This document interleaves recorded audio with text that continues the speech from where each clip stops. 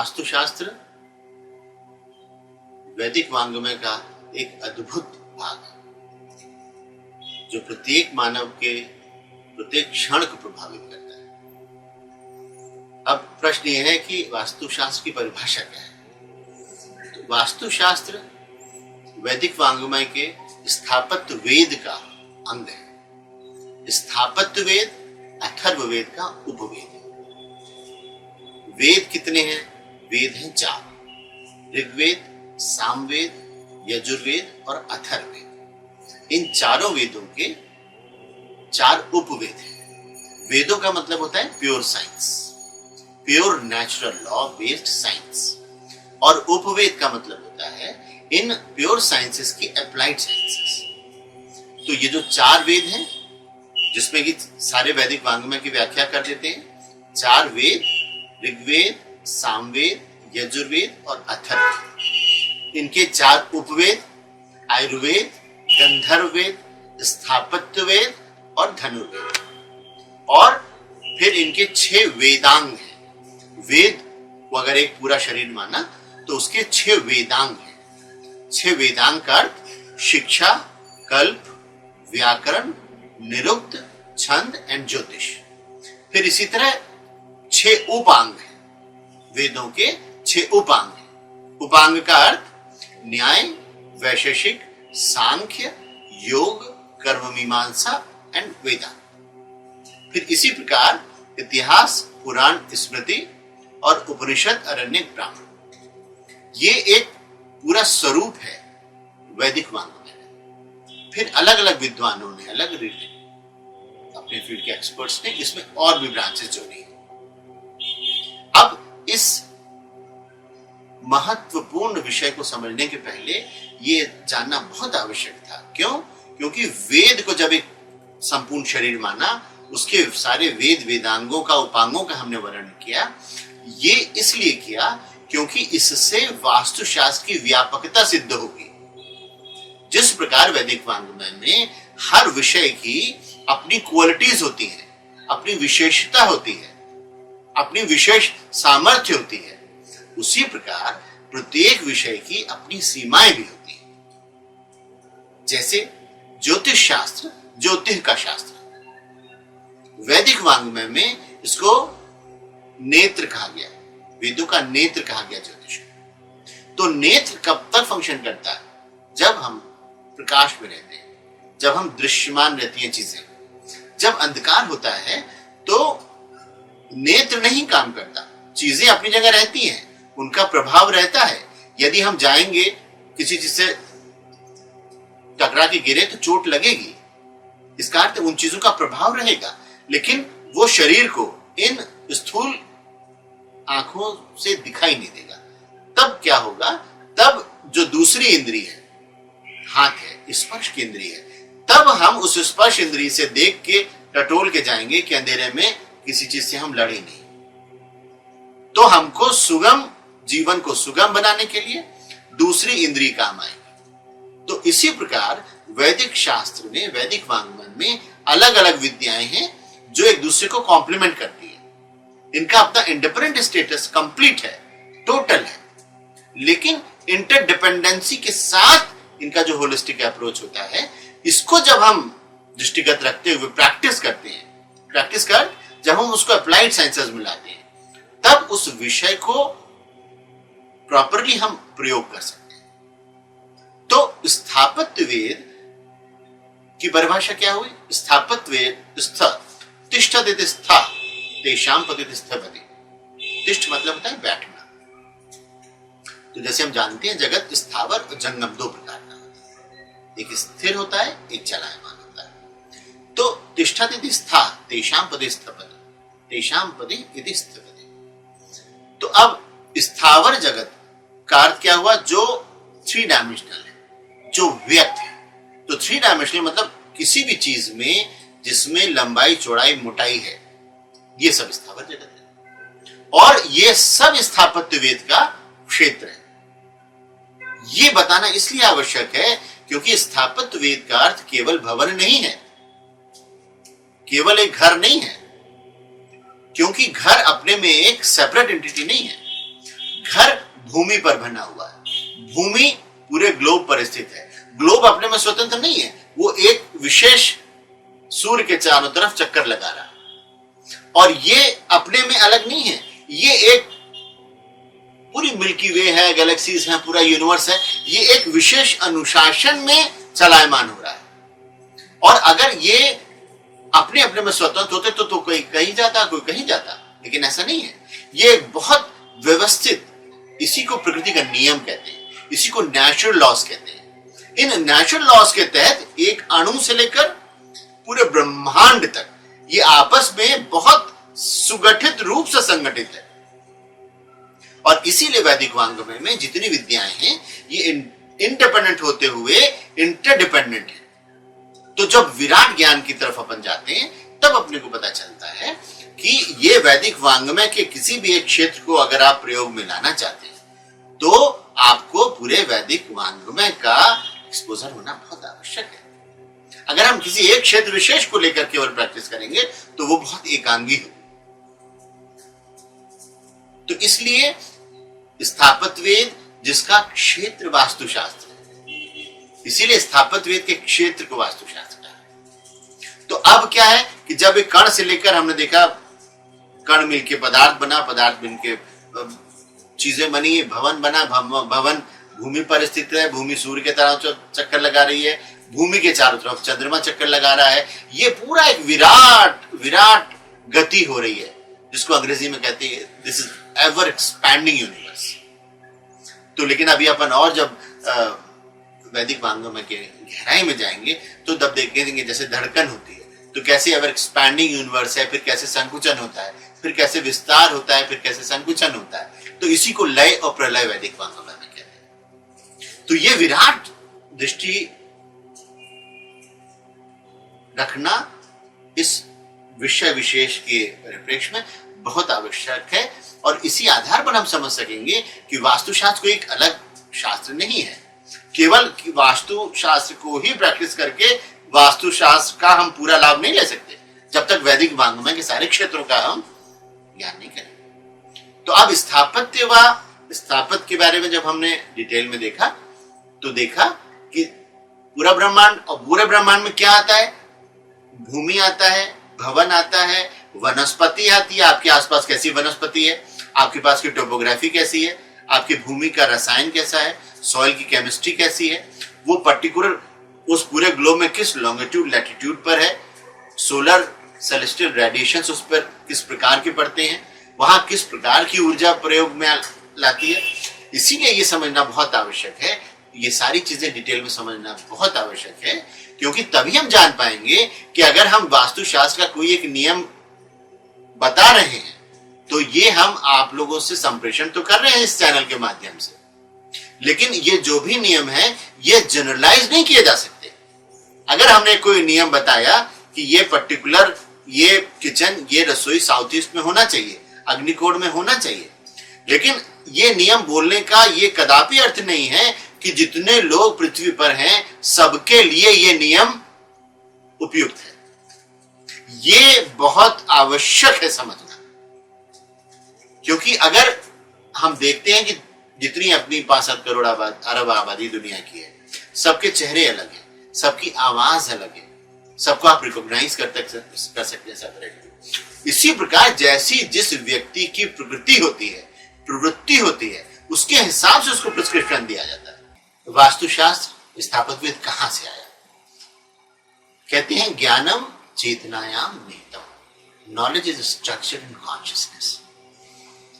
इसको बहुत सरल भाषा में अपन समझें कि अगर हम देखते हैं रोज सुबह उठ के कि सूर्योदय होता है और फिर सूर्यास्त होता है, और एक ही स्थान पर बैठ के हम देखते हैं 365 दिन कि रोज सूर्योदय होता है, रोज सूर्यास्त होता है।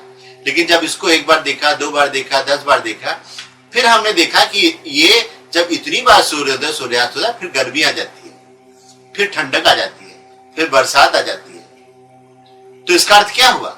इसका अर्थ हुआ कि हमने ये प्रकृति के विज्ञान को पैदा नहीं किया,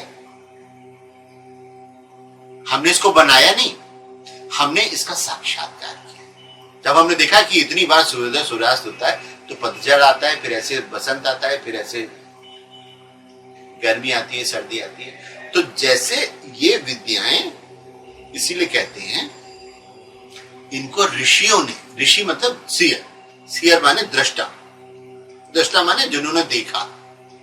ऋषि जो अपने ऋषि हैं उनको दृष्टा कहते हैं, दृष्टा माने जो देखते हैं। तो इसका अर्थ हुआ कि वेदों को कहते क्या हुआ, वेद ऋषियों ने रचे। ऋषि कौन, दृष्टा, उन्होंने देखे। देखने का अर्थ क्या हुआ, अब अगर हम कहें कि सूर्योदय सूर्यास्त होता है तो हमने सूर्य को नहीं बनाया, हमने सूर्य के उगने अस्त होने के लिए कारण हम नहीं है।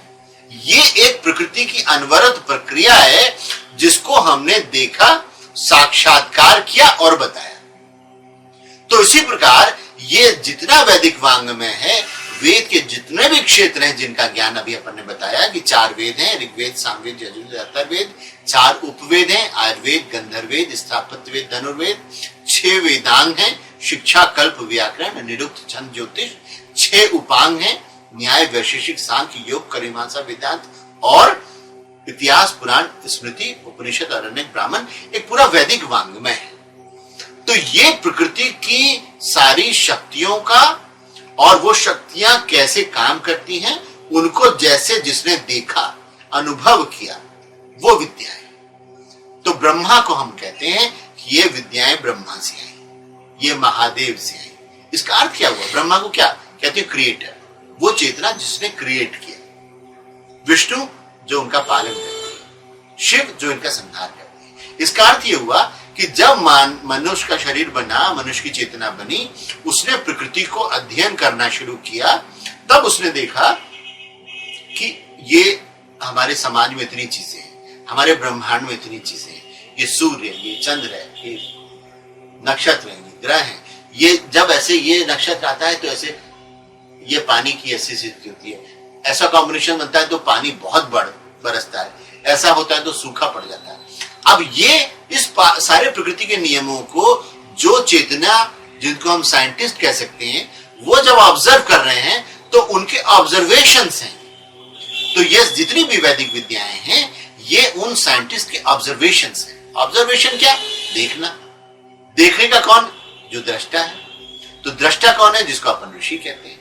तो इन्होंने जितनी सारी प्रकृति की मूल चीजों को समझा, उन मूल चीजों के आधार पर, अगर वैसे तो बहुत विराट विषय है, बहुत अनंत विराट विषय है, लेकिन जब हम इस पर जाते हैं, केवल वास्तु के क्षेत्र में जाते हैं, तो जिन लोगों ने, जिन वैज्ञानिकों ने तमाम तरह की प्रकृति की शक्तियों को समझा कि यहां पर गर्मी बहुत पड़ जाती है, फिर इतने दिनों बाद जाड़ा बहुत पड़ जाता है, फिर ऐसे आंधी चलती है इस समय में सूखा पड़ता है, तो उसके हिसाब से जब उन्होंने निर्माण शुरू किया, तो जब उन्होंने उसके हिसाब से निर्माण शुरू किया तो उन्होंने इन सारी चीजों को ध्यान रखा कि गर्मी जब ज्यादा हो तो ऐसे अगर दक्षिण और पश्चिम को हम बंद कर दें तो गर्म हवा कम आती है, पूरब और उत्तर को खोलें तो हमारा घर प्रकाशवान तो रहता है लेकिन गर्मी नहीं आती। तो ये छोटे छोटे नियम और गहराई से जाने पर और विराटता से जाने पर और व्यापक हो गए।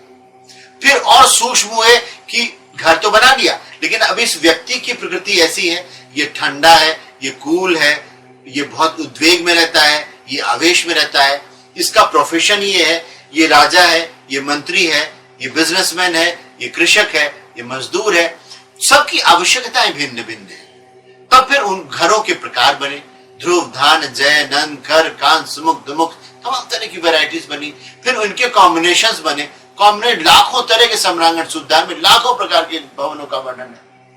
अलग अलग भवनों की संज्ञाएं उनका विशेषण है, उनकी क्वालिटीज को बताती है, उनकी निगेटिविटीज को बताती है। फिर इन सारी चीजों को जैसे जैसे डेवलप होता गया ऑब्जर्वेशन से, तो ये पूरे ग्रंथ बनते गए। तो जब वेदों को ऋषियों ने रचा, फिर वेदों में क्या है, वेद बेसिकली नेचुरल लॉ का डिस्क्रिप्शन है। प्रकृति के जितने नियम हैं उनका वर्णन है वेदों में। ऋतुएं कैसे काम करती हैं, कालखंड कैसे कैसे काम करते हैं, उन चीजों को हम अपने अनुरूप कैसे ढाल सकते हैं। तो ये मूल उन वैज्ञानिक चेतनाओं द्वारा किए गए ऑब्जर्वेशंस का संकलन है, जिसको कि हम क्रोनोलॉजिकली जब लिखना चाहते हैं तब लिखते हैं ये ब्रह्मा जी से आया, ब्रह्मा जी से इसको आया, इससे इसको आया, पूरी क्रोनोलॉजिकल है, फिर वहां से यहां तक आया। महादेव ने रचा, विश्वकर्म प्रकाश ग्रंथ है ये। महादेव, महादेव कौन है? जैसा कि अपन ने बताया कि देवता देव धातु से बनता है। दिव मतलब प्रकाश, ऊर्जा, जो विजिबल है और इनविजिबल है। तो ये जितना भी प्ले है ये ऊर्जाओं का प्ले है। जैसे गर्मी में आम निकलता है, ठंडक में आम नहीं निकलता। इसका मतलब वो रेडिएशन, वो इंटेंसिटी, वो जेनेटिक स्ट्रक्चर आम के वृक्ष का वही है, लेकिन वो इंटेंसिटी वो केमिकल जनरेट कर देती है कि गर्मी में आम निकलने लगता है, ठंड में नहीं निकलता। तो ठीक उसी प्रकार ये जो देवता हैं, देवता का मतलब properties, physical chemical properties of radiations. और महादेव का अर्थ क्या हुआ? महा का अर्थ हुआ जो who is above these level, जो इनसे ऊपर है। यानी कि ये जो देव लेवल है इसके ऊपर जो है, ये तो फिर भी विजिबल चीजें हो गई, लेकिन ये कहां से आई? वो उस प्योर कॉन्शियसनेस से आई जो अव्यक्त, निर्गुण, निराकार परब्रह्म है, अवस्था है।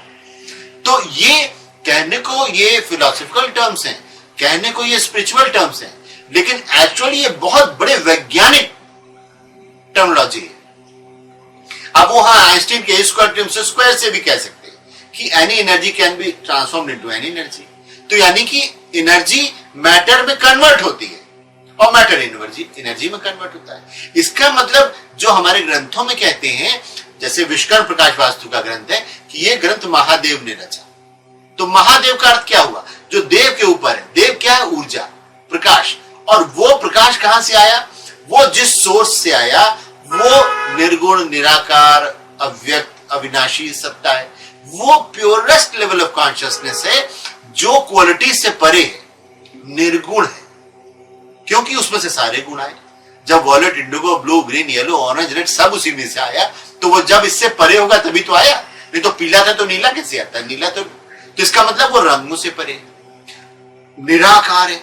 निराकार मतलब जब राय भी वहीं से आया, पर्वत भी वहीं से आया, पूरा अखिल ब्रह्मांड वहीं से आया, इसका मतलब वो आकार के परे, तभी उसमें से छोटी भी चीज निकली। जो निर्गुण है, निराकार है, असीम है, क्योंकि इतना सारा ब्रह्मांड उससे निकला, तो वो उससे बड़ा होगा तभी तो उससे निकला। तो इस तरह चीजें एक एक चीज ये साइंटिफिकली डिफाइन करती हैं कि वो निर्गुण निराकार था, तो जो प्योरेस्ट लेवल ऑफ कॉन्शियसनेस था, उसने अपने को एको अहम बहुश्यामी, उसने अपने को मल्टीप्लाई किया। तो पहले वो प्योरेस्ट लेवल, प्योर एनर्जी था, फिर वो लाइट के रूप में आया, फिर लाइट, साउंड, साउंड से मैटर, मैटर से वेरिएशंस, मल्टीप्लिकेशंस, ये क्रोनोलॉजी है। इसी को हम जब सिंबलाइज करते हैं, जब इनको संज्ञाएं देते हैं, तो ये महादेव से लेकर के विश्वकर्मा तक आए। और वही विद्याएं आज मॉडर्न साइंस में, आर्किटेक्चर के, स्ट्रक्चर इंजीनियर्स के, और यही क्रोनोलॉजी हमारे यहाँ चार वेद प्योरेस्ट लेवल ऑफ साइंस है। जैसे फिजिक्स, केमिस्ट्री, बॉटनी, जूलॉजी है। अप्लाइड साइंसेस जब जाती है तो ये मेडिकल साइंस है, ये है, ये है। तो उसी प्रकार जो प्योर लेवल ऑफ कॉन्शियसनेस की जो विद्याएं हैं वो चार मूल वेद हैं। फिर उसकी जो अप्लाइड नॉलेज हो गई, वो अगर हम केवल अपने को कन्फाइंड रखते हैं, तो वो अप्लाइड नॉलेज अथर्ववेद की स्थापत्य वेद हो गई, वास्तुशास्त्र हो गई। तो ये जो ग्रंथ हैं ये प्रकृति के नियमों का सार है। ये बताते हैं कि प्रकृति के कौन से नियम किस ढंग से, किस व्यक्ति के हिसाब से, किस प्रकृति के हिसाब से, किसकी प्रवृत्ति के हिसाब से कैसे एक्शन इंटरेक्शन करके काम करते हैं। तो किसके लिए किस शेप का निर्माण करो, किस स्थान पर निर्माण करो, किस अनुपात में निर्माण करो, कौन से रंग दो, कौन से पौधे दो। तो ये इस पूरी प्रक्रिया उस विशुद्ध चेतना से आई जिसने अपने को क्रमशः रंगों में, शब्दों में, पदार्थ में और निर्माण में व्यक्त किया। विज्ञान का अर्थ होता है विशेष ज्ञान।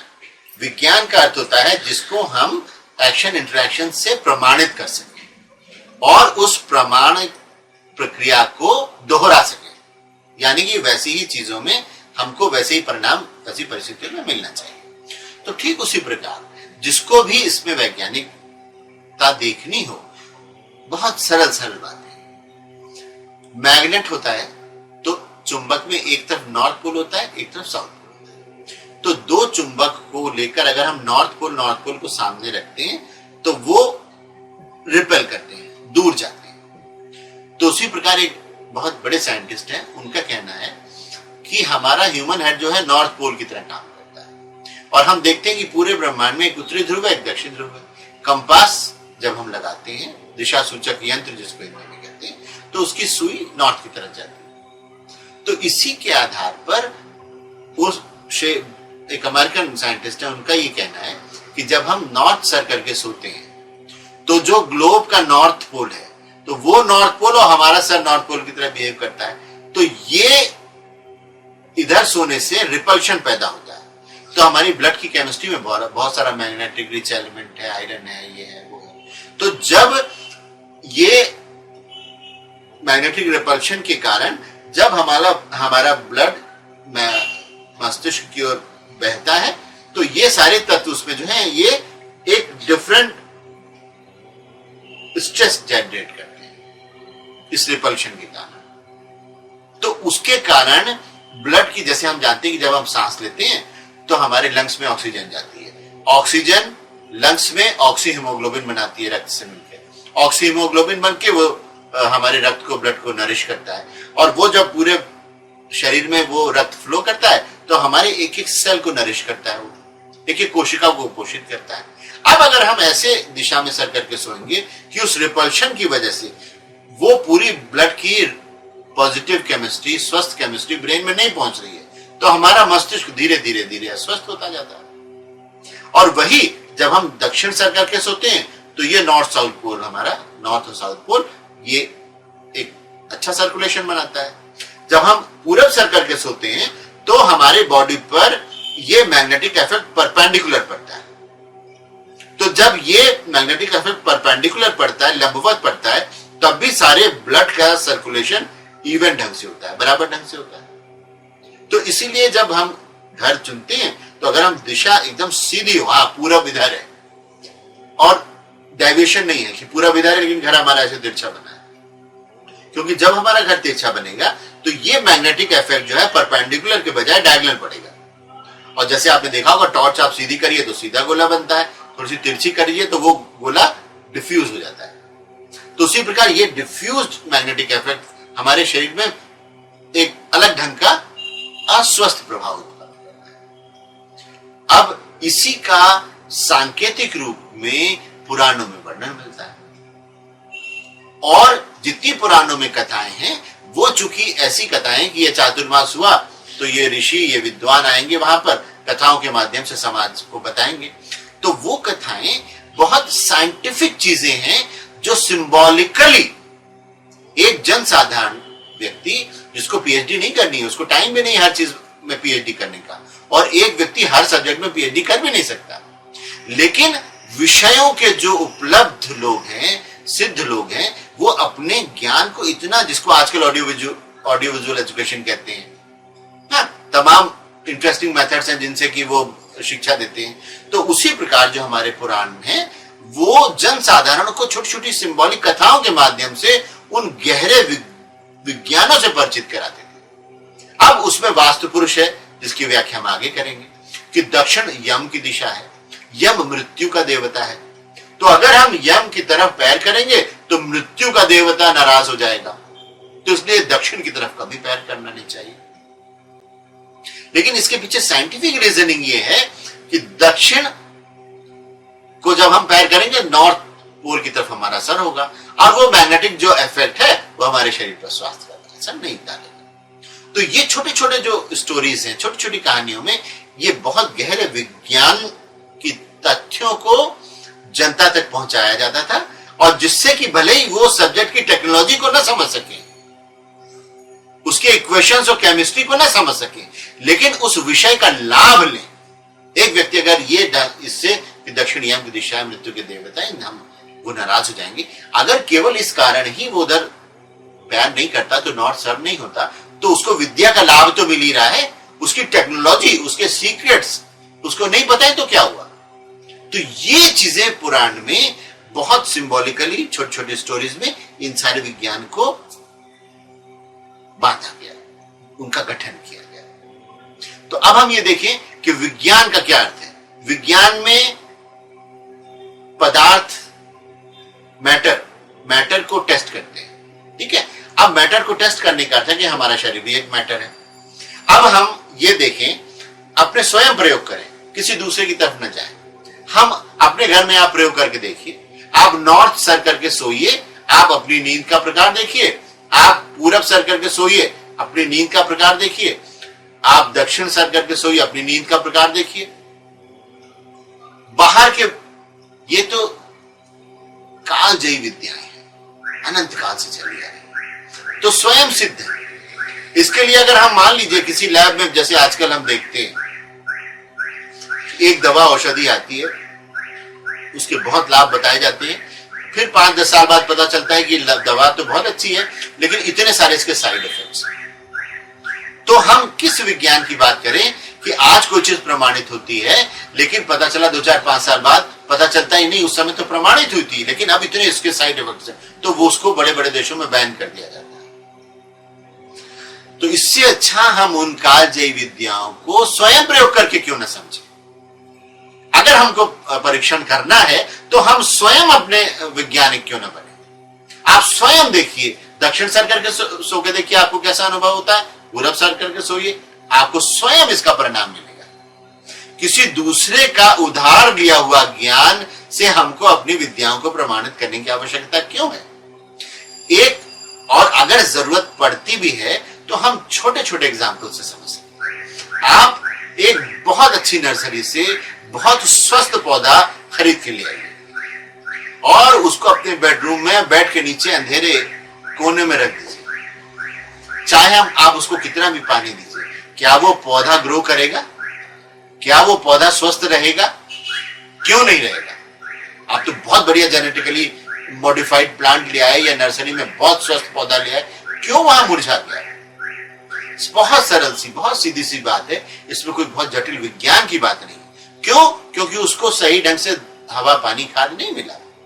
तो ठीक उसी प्रकार एक व्यक्ति, उसकी कुंडली बहुत ओजस्वी तेजस्वी है, बहुत ब्राइट है, लेकिन उसको फल नहीं मिल रहा।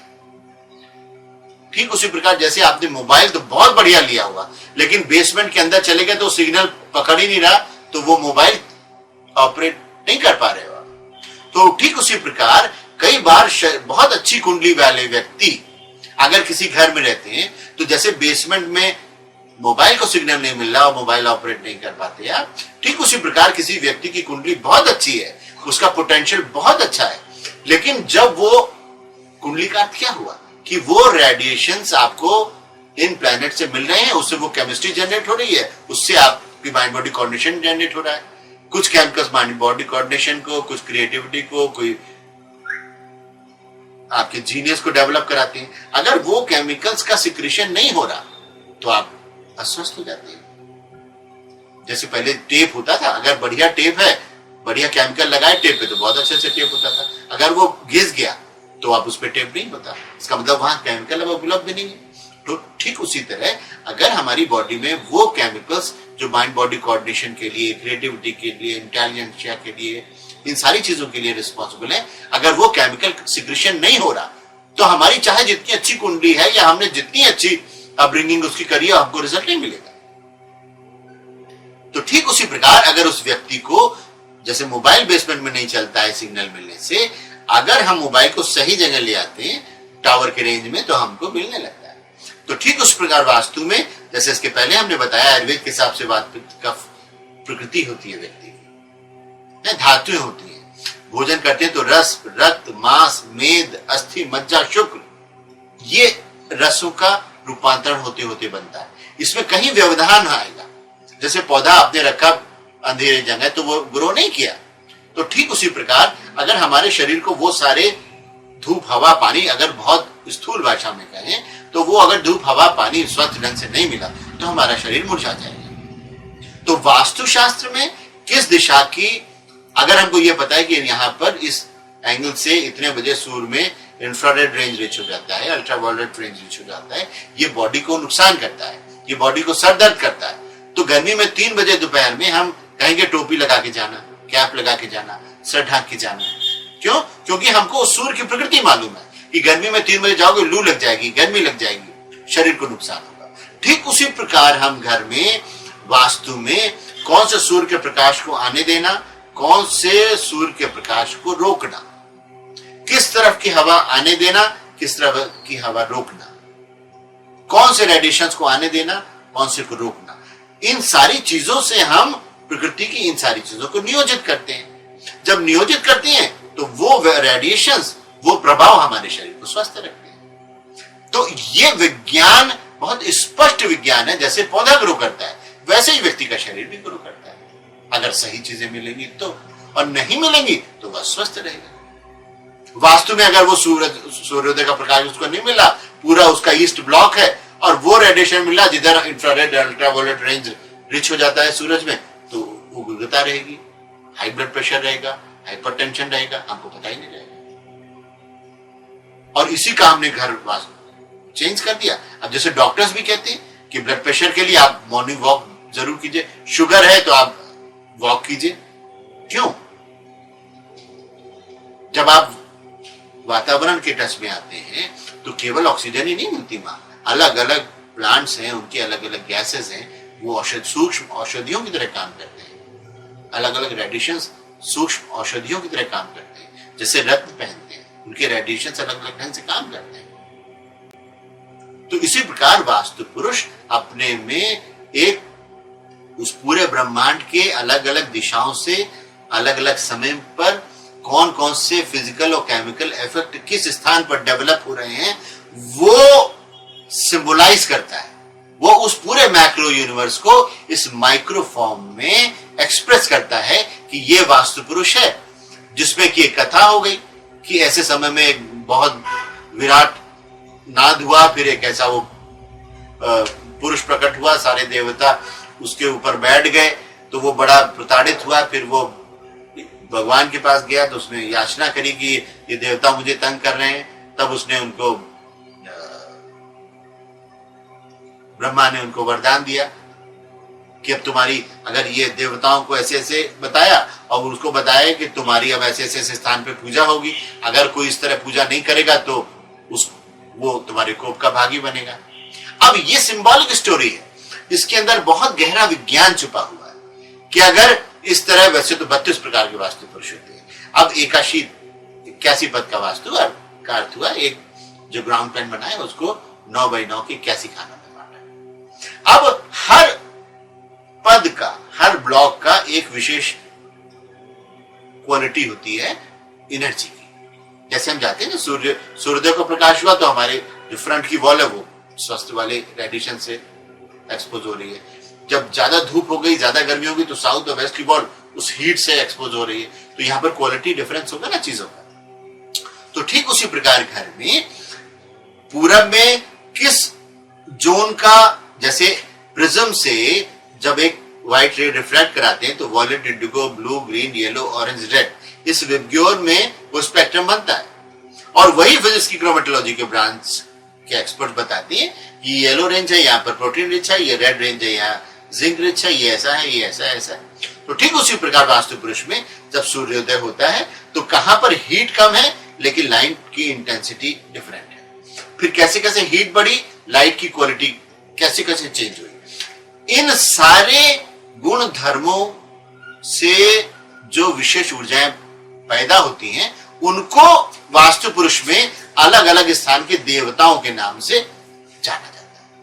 और यहां एक अद्भुत चीज बता दें जिससे वैदिक साइंस को समझने में बहुत मदद मिलेगी कि every noun is an adjective in itself. Every noun qualifies itself, it expresses the qualification of its existence. यानी कि अगर कोई एक देवता है तो देवता दिव्य धातु से बनता है। जैसे संस्कृत में सारे शब्द बनते हैं, उसकी मूल धातु होती है। जैसे केमिस्ट्री में हम देखते हैं CuSO4 है, तो हमको पता है कॉपर जो है सल्फ्यूरिक एसिड से रिएक्शन किया तो ये कॉपर सल्फेट बना, इतना इतना H2O बना पानी। तो ठीक उसी प्रकार संस्कृत भी उतनी ही वैज्ञानिक भाषा है। जब किसी शब्द का गठन होता है तो उसके कुछ मूल धातु होती है। तो ये देवता जो वास्तु पुरुष के अलग अलग देवता हैं, ये उन अलग अलग प्लॉट्स की, उन अलग अलग दिशाओं की, उन अलग अलग स्थान की फिजिकल और केमिकल क्वालिटीज को एक्सप्रेस करते हैं। तो देवता मतलब देवधातु से बनता है। देव माने प्रकाश, ऊर्जा, वो प्रकाश जो दृश्य भी है और अदृश्य भी है। जैसे अपन जानते हैं जो विजिबल प्रकाश होता है, इसके पहले अल्ट्रावायलेट होता है, फिर इंफ्रारेड होता है। वो जो हमें दिखता है वो वॉयलेट, देखो blue, green, yellow, orange, red, इसके पहले अल्ट्रावायलेट नहीं दिखता है। तो ये जो अलग अलग रेडिएशंस हैं, यही रेडिएशंस की संज्ञाएं वास्तु पुरुष में अलग अलग स्थानों पर हैं। ये ईशान है, ये पर्जन्य है, जयंत है, महेंद्र है, ये आदित्य है। तो इसका मतलब है कि कैसे कैसे सन ऋतुओं के हिसाब से, समय के हिसाब से जो अपने प्लेस चेंज होती है उसकी। सूर्य तो स्थिर है, लेकिन समझने के लिए अपन बताते हैं कि सूर्योदय होता है, सूर्यास्त होता है। सूर्योदय सूर्यास्त तो नहीं होता ना, सूर्य तो अपनी जगह स्थिर है, पृथ्वी अपनी जगह घूम के चारों तरफ घूमती है, सूर्योदय और सूर्यास्त दिखता है। तो इसको समझने के लिए ये जो सूर्योदय सूर्यास्त के हिसाब से, अलग ऋतुओं के हिसाब से, ये जो एंगल ऑफ रेडिएशन से किसी घर में अलग अलग स्थान पर विशेष ऊर्जाएं जनरेट होती है, उसको हम वास्तु पुरुष के अलग अलग देवताओं के नाम से जानते हैं। अब इन देवताओं के हिसाब से जब हम निर्माण करेंगे तो हमको उस स्थान का लाभ मिलेगा, और अगर उसके हिसाब से निर्माण नहीं करेंगे तो हमको उसका नुकसान उठाना पड़ेगा। यही रहस्य वास्तु पुरुष की जो व्याख्या है कि उसने ब्रह्मा जी से कहा, तो ब्रह्मा जी ने वरदान दिया कि तुमको अगर कोई इससे समय नहीं पूजेगा, पूजने का अर्थ कि जब हम वास्तु पुरुष को पूछते हैं तो यहाँ पीला चावल रखो, यहाँ उड़द रखो, यहाँ ये, तो ये सिंबॉलिज्म है। यहाँ पीला रंग, यहाँ पर लाल रंग, यहाँ पर ये रंग, यहाँ ये, उसके हिसाब से कि उसकी गुण है, उसकी एक प्रकृति है। ये सिंबलाइज करती है कि यहां देखो अग्नि से संबंधित चीज होना चाहिए, यहां जल से संबंधित चीज होना चाहिए। तो इस प्रकार हमको वो देवता बताते हैं कि इस घर में क्या चीज कहां बनानी।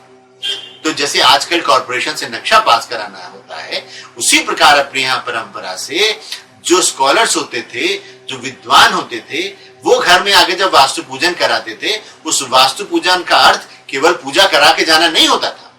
उस वास्तु पूजन का अर्थ होता था कि ये वास्तु पुरुष बना है, आपका घर इसके अनुरूप बना है कि नहीं।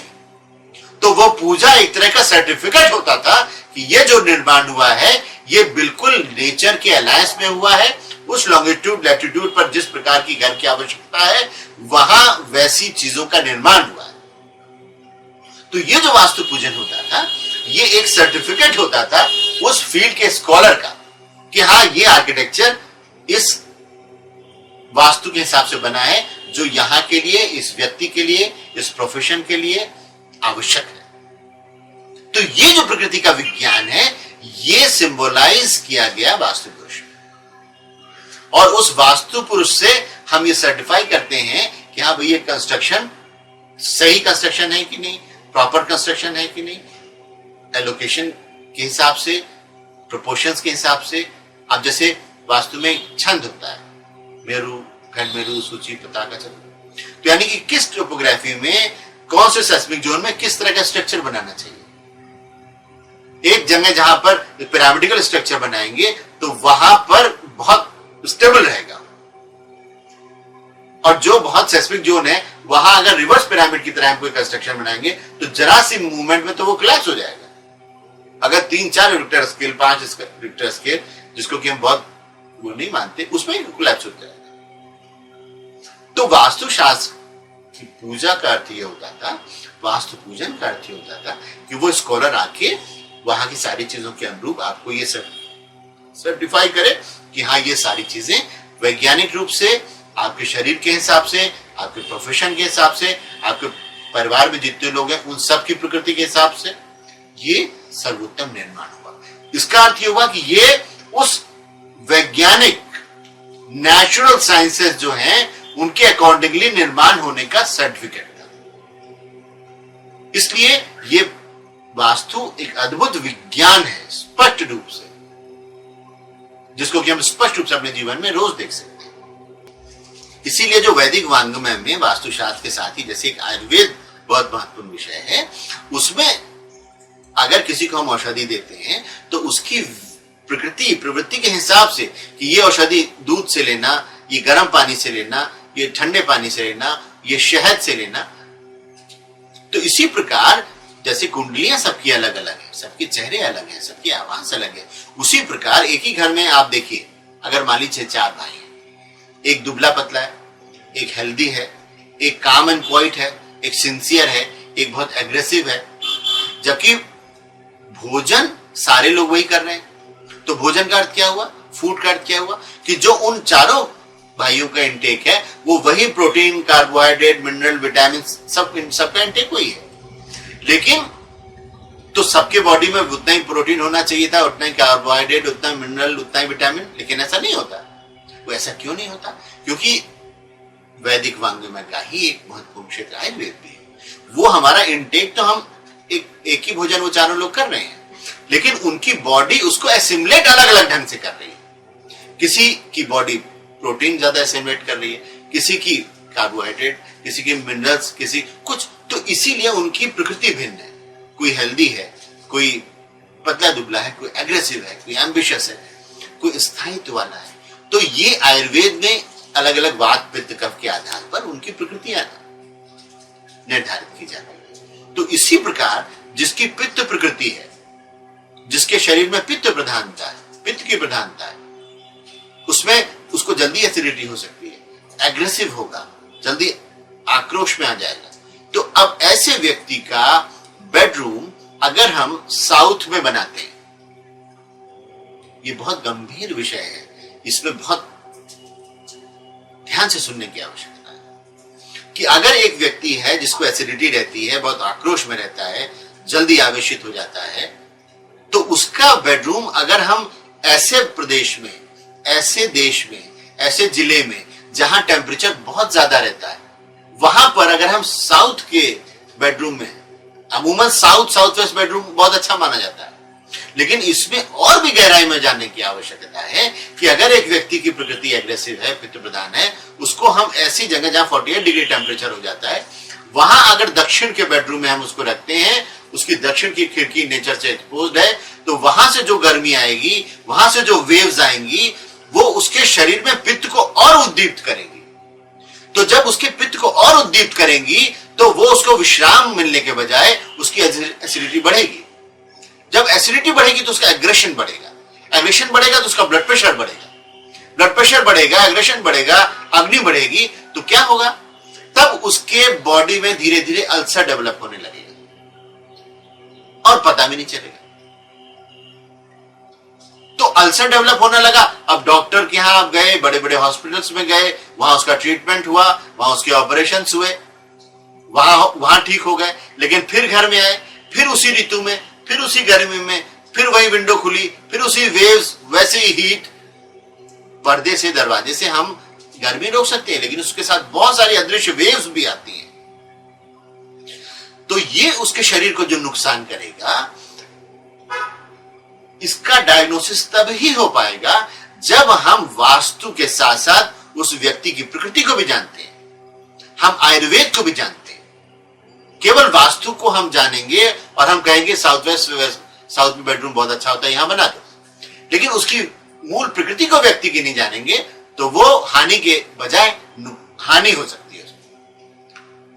इसीलिए जब वैदिक वांग्मय का अध्ययन होता था तो 25 वर्ष तक ब्रह्मचर्य आश्रम में व्यक्ति जाकर के शिक्षा लेता था। उस 25 वर्ष में पूरे वैदिक वांग्मय का एक्सपोजर कराया जाता था। उसके बाद एक विषय विशेष में विशेषज्ञता आदमी हासिल करता था। अब अगर हम केवल एक विषय लेकर हम चलेंगे तो एक दूसरे का आप देखिए कॉम्प्लीमेंट करता है ना। तो अब अगर हम केवल वास्तु से हमने बता दिया साउथ में बेडरूम बनाओ, साउथ वेस्ट में मास्टर बेडरूम बनाओ, और उसकी मूल प्रकृति नहीं देखी, तो उससे लाभ के बजाय हानि होगी। अब एक बहुत इंटरेस्टिंग प्रश्न की ओर आते हैं। अक्सर यह सुना जाता है कि आप वास्तुशास्त्र में विश्वास करते हैं कि नहीं। ये बहुत एक इंटरेस्टिंग बात है। हम सांस लेते हैं, वातावरण में ऑक्सीजन मौजूद है, इसमें विश्वास करने न करने की कोई बात नहीं है, वो अपना प्रभाव देती ही है। सूरज उगता है रोज, सारी वनस्पति को पोषित करता है, आदमी के जीवन में बहुत सारी चीजें लाता है। अलग अलग ऋतुओं में अलग अलग चीजें पैदा होती हैं। गर्मी आती है, वही पेड़, वैसे ही पत्ते, वही स्थान, उसमें आम निकलने लगता है, जाड़े में नहीं निकलता। इसका अर्थ है कि अलग अलग ऋतुओं में ये जो रेडिएशंस होते हैं सोलर के, सेलेस्टियल्स के, इन सारी चीजों के प्रभाव वनस्पति जगत हो या जैव जगत हो, सब में पड़ते हैं। इसमें विश्वास करने ना करने की बात नहीं है। अगर सूरज जिन क्षेत्रों में नहीं निकलता वहां फंगस लग जाती है, इसका मतलब है वहां चीजें खराब जल्दी होने लगती है। गर्मी जहां बहुत तेज पड़ती है वहां बहुत जल्दी चीजें खराब होने लगती हैं, क्योंकि वहां बैक्टीरियल जनरेशन बहुत फास्ट हो जाता है। जहां ठंडक बहुत ज्यादा पड़ती है वहां चीजें प्रिजर्व रहती है काफी दिनों। तो इसका अर्थ ये हुआ कि जैसे जैसे टेम्परेचर बदलता है, जैसे जैसे धूप का इंटेंसिटी बदलती है, जैसे जैसे सूर्य के चारों तरफ पृथ्वी घूमती है, तो अलग अलग स्थान पर उसके अलग अलग गुणधर्म पैदा होते जाते हैं। तो वास्तु क्या है? वास्तु पृथ्वी पर स्थित निर्मित एक भवन है, मान लीजिए। अब वो भवन पृथ्वी के साथ साथ सूरज के चारों तरफ घूम रहा है। कभी ठंडक पड़ती है, कभी गर्मी पड़ती है, कभी बारिश होती है ना, कभी पतझड़ आता है, कभी बसंत ऋतु आती है। तो जब वनस्पतियों पर यह प्रभाव होता है तो ये सारे प्रभाव मानव शरीर पर भी होते हैं। जब इतनी ज्यादा गर्मी हो गई कि लू लगने का डर है, तो उसको सुरक्षित रखने के लिए, शरीर को सुरक्षित रखने के लिए एक घर का निर्माण होता है कि जिन क्षेत्रों में बहुत गर्मी हो जाती है वहां पर शरीर को उस गर्मी से कैसे बचाया जाए। जहां बहुत सर्दी हो जाती है वहां पर इग्लू बनाते हैं, तो वहां पर उतनी गहरी ठंडक से शरीर को कैसे सुरक्षित रखा जाए। जहां बहुत तेज हवाएं चलती हैं उन हवाओं से कैसे सुरक्षित रखा जाए। तो ये पंच तत्व जो है, क्षितिज जल पावक गगन समीला, भूमि जल वायु अग्नि और आकाश, इन के संगठन से ही शरीर बनता है और इनके ही अलग अलग अनुपातों का क्या क्या प्रभाव, इससे शरीर पर दुष्प्रभाव और सुप्रभाव पड़ता है। तो वास्तु जो है इन्हीं प्रकृति की चीजों के सुप्रभाव को लेने के लिए, इसको अंग्रेजी में कहते हैं कि हम ऐसा घर बनाएं which should be in alliance with natural law. जो नेचुरल लॉ है, जिस ढंग से पूरा ब्रह्मांड काम करता है, वहां से जो रेडिएशंस निकलते हैं, वहां से जो हवाएं चलती हैं, वहां से जो रसायन उत्पन्न होते हैं, इन सारी चीजों को हम प्रकृति के अनुकूलन में कैसे आए, हम किस प्रकार ऐसा निर्माण करें जो प्रकृति की इन सारी शक्तियों का बेस्ट अपने अंदर एक्युमुलेट कर पाए, एसिमुलेट कर पाए, यूटिलाइज कर पाए। तो जब इन सारी चीजों का हम अच्छे ढंग से यूटिलाइज करेंगे तभी वो निर्माण श्रेष्ठ निर्माण कहलाएगा। जिस स्थान का वातावरण, वहां का टेम्परेचर, वहां का क्लाइमेट, उसके अनुसार निर्माण होना चाहिए। उसके अनुसार अगर हम निर्माण करते हैं तो इसमें विश्वास और अविश्वास की बात ही नहीं कि वास्तुशास्त्र में हम विश्वास करते हैं कि नहीं करते हैं। जैसे मैंने पहले बताया, सूर्योदय का जो प्रकाश रहता है वो हमारे लीवर को स्ट्रॉन्ग करता है। एलोपैथ डॉक्टर सजेस्ट करते हैं कि अगर कोई बच्चे को जॉन्डिस का भय होता है तो उसको सुबेरे के प्रकाश में उस बच्चे को दिखाते हैं, वो रेडिएशन बच्चे को दिलाते हैं, तो उससे जॉन्डिस नहीं होता। इसका सीधा सीधा अर्थ है कि वो रेडिएशन हमारे लीवर को स्ट्रॉन्ग करता है, क्योंकि जॉन्डिस माने लीवर की प्रॉब्लम। तो अगर एक सूर्य का प्रकाश हमारे लीवर को स्ट्रॉन्ग करता है और वो रेडिएशन हमारे घर में आता है तो हमारे शरीर को पुष्ट करता है।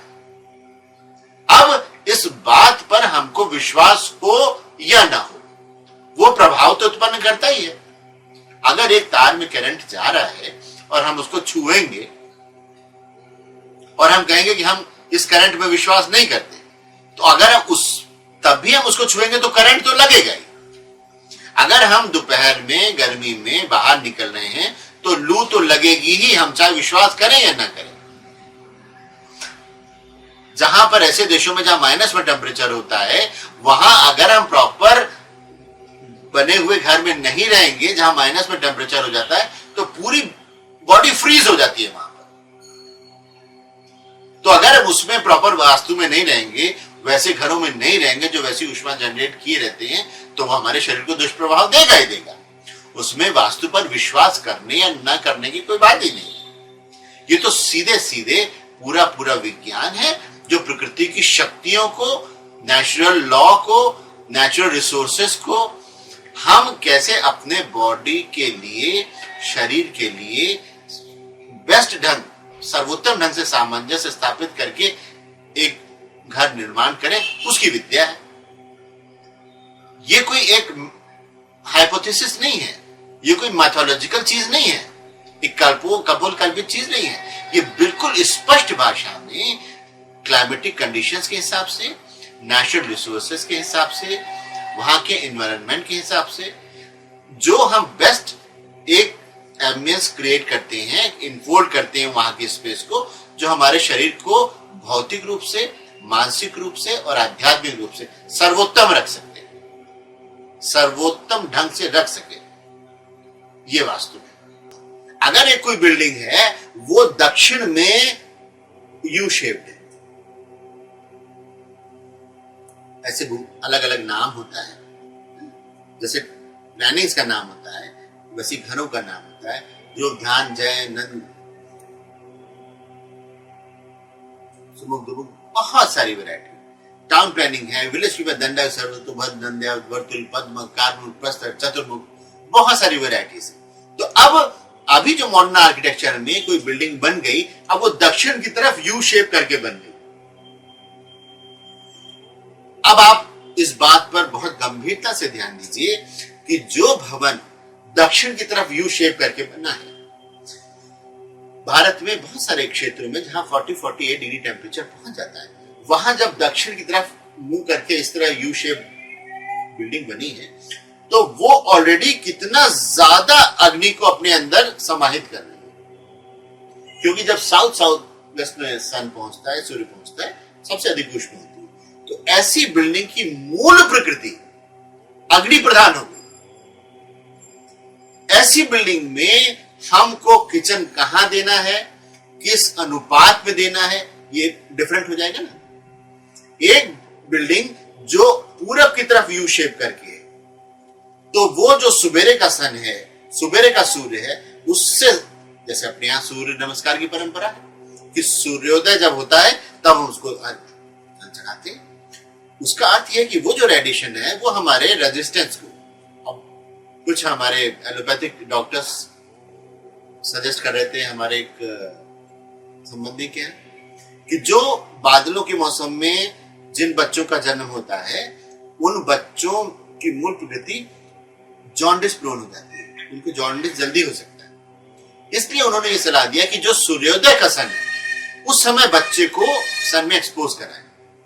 जब सफेद हो जाता है तब नहीं, अर्ली मॉर्निंग। तो इसका क्या अर्थ हुआ? इसको हम, ये एलोपैथी का जो सजेशन है एलोपैथिक डॉक्टर्स का, इसको हम वास्तु में अगर कन्वर्ट करते हैं तो उसका क्या अर्थ हुआ कि वो जो सूर्योदय का जो रेडिएशन है वो अगर बच्चे को मिलता है तो उसको जॉन्डिस नहीं होता। जॉन्डिस माने लीवर की प्रॉब्लम। तो इसका अर्थ ये हुआ कि उस रेडिएशन से हमारा रेजिस्टेंस स्ट्रांग होता है, बॉडी का लीवर स्ट्रांग होता है, इसलिए जॉन्डिस नहीं होता। अब अगर पूरब मुखी एक घर है यू शेप का, तो इसका मतलब है कि सूर्योदय वाला जो सूर्य का रेडिएशन है वो ये मैक्सिमम इनफोल्ड कर रहा है। तो इसका मतलब ये बहुत शुभ हो जाएगा। एक घर उल्टा बना हुआ है कि पूरे पूरब में वो बंद है, ब्लॉक है, और पीछे से वेस्ट में खुला है, तो इसका अर्थ है कि वो सूर्योदय का तो जो रेडिएशन है वो नहीं ले रहा, लेकिन दोपहर के बाद जब वैसे रेडिएशंस जो मानव के शरीर को नेगेटिव प्रभाव डालते हैं, उद्वेग पैदा करते हैं। अब जैसे 2-3 बजे अगर दोपहर में कोई भी बाहर जाएगा, वो किसी भी देश का, किसी भी अवस्था का, किसी भी वर्ग विशेष का, वो जाएगा तो उसके सर में दर्द होगा। इसका अर्थ क्या हुआ कि अगर धूप में 2-3 बजे वो रेडिएशन में वो गुण होते हैं कि वो शरीर में वो रसायन पैदा करते हैं जो आपके शरीर में दर्द पैदा। और उसी के अपोजिट जब सूर्योदय का समय है, उस समय सारे दुनिया में ये मशहूर है कि अगर मॉर्निंग वॉक करेंगे तो आपका शरीर हमेशा स्वस्थ रहेगा, वो जस्वी तेजस्वी रहेगा।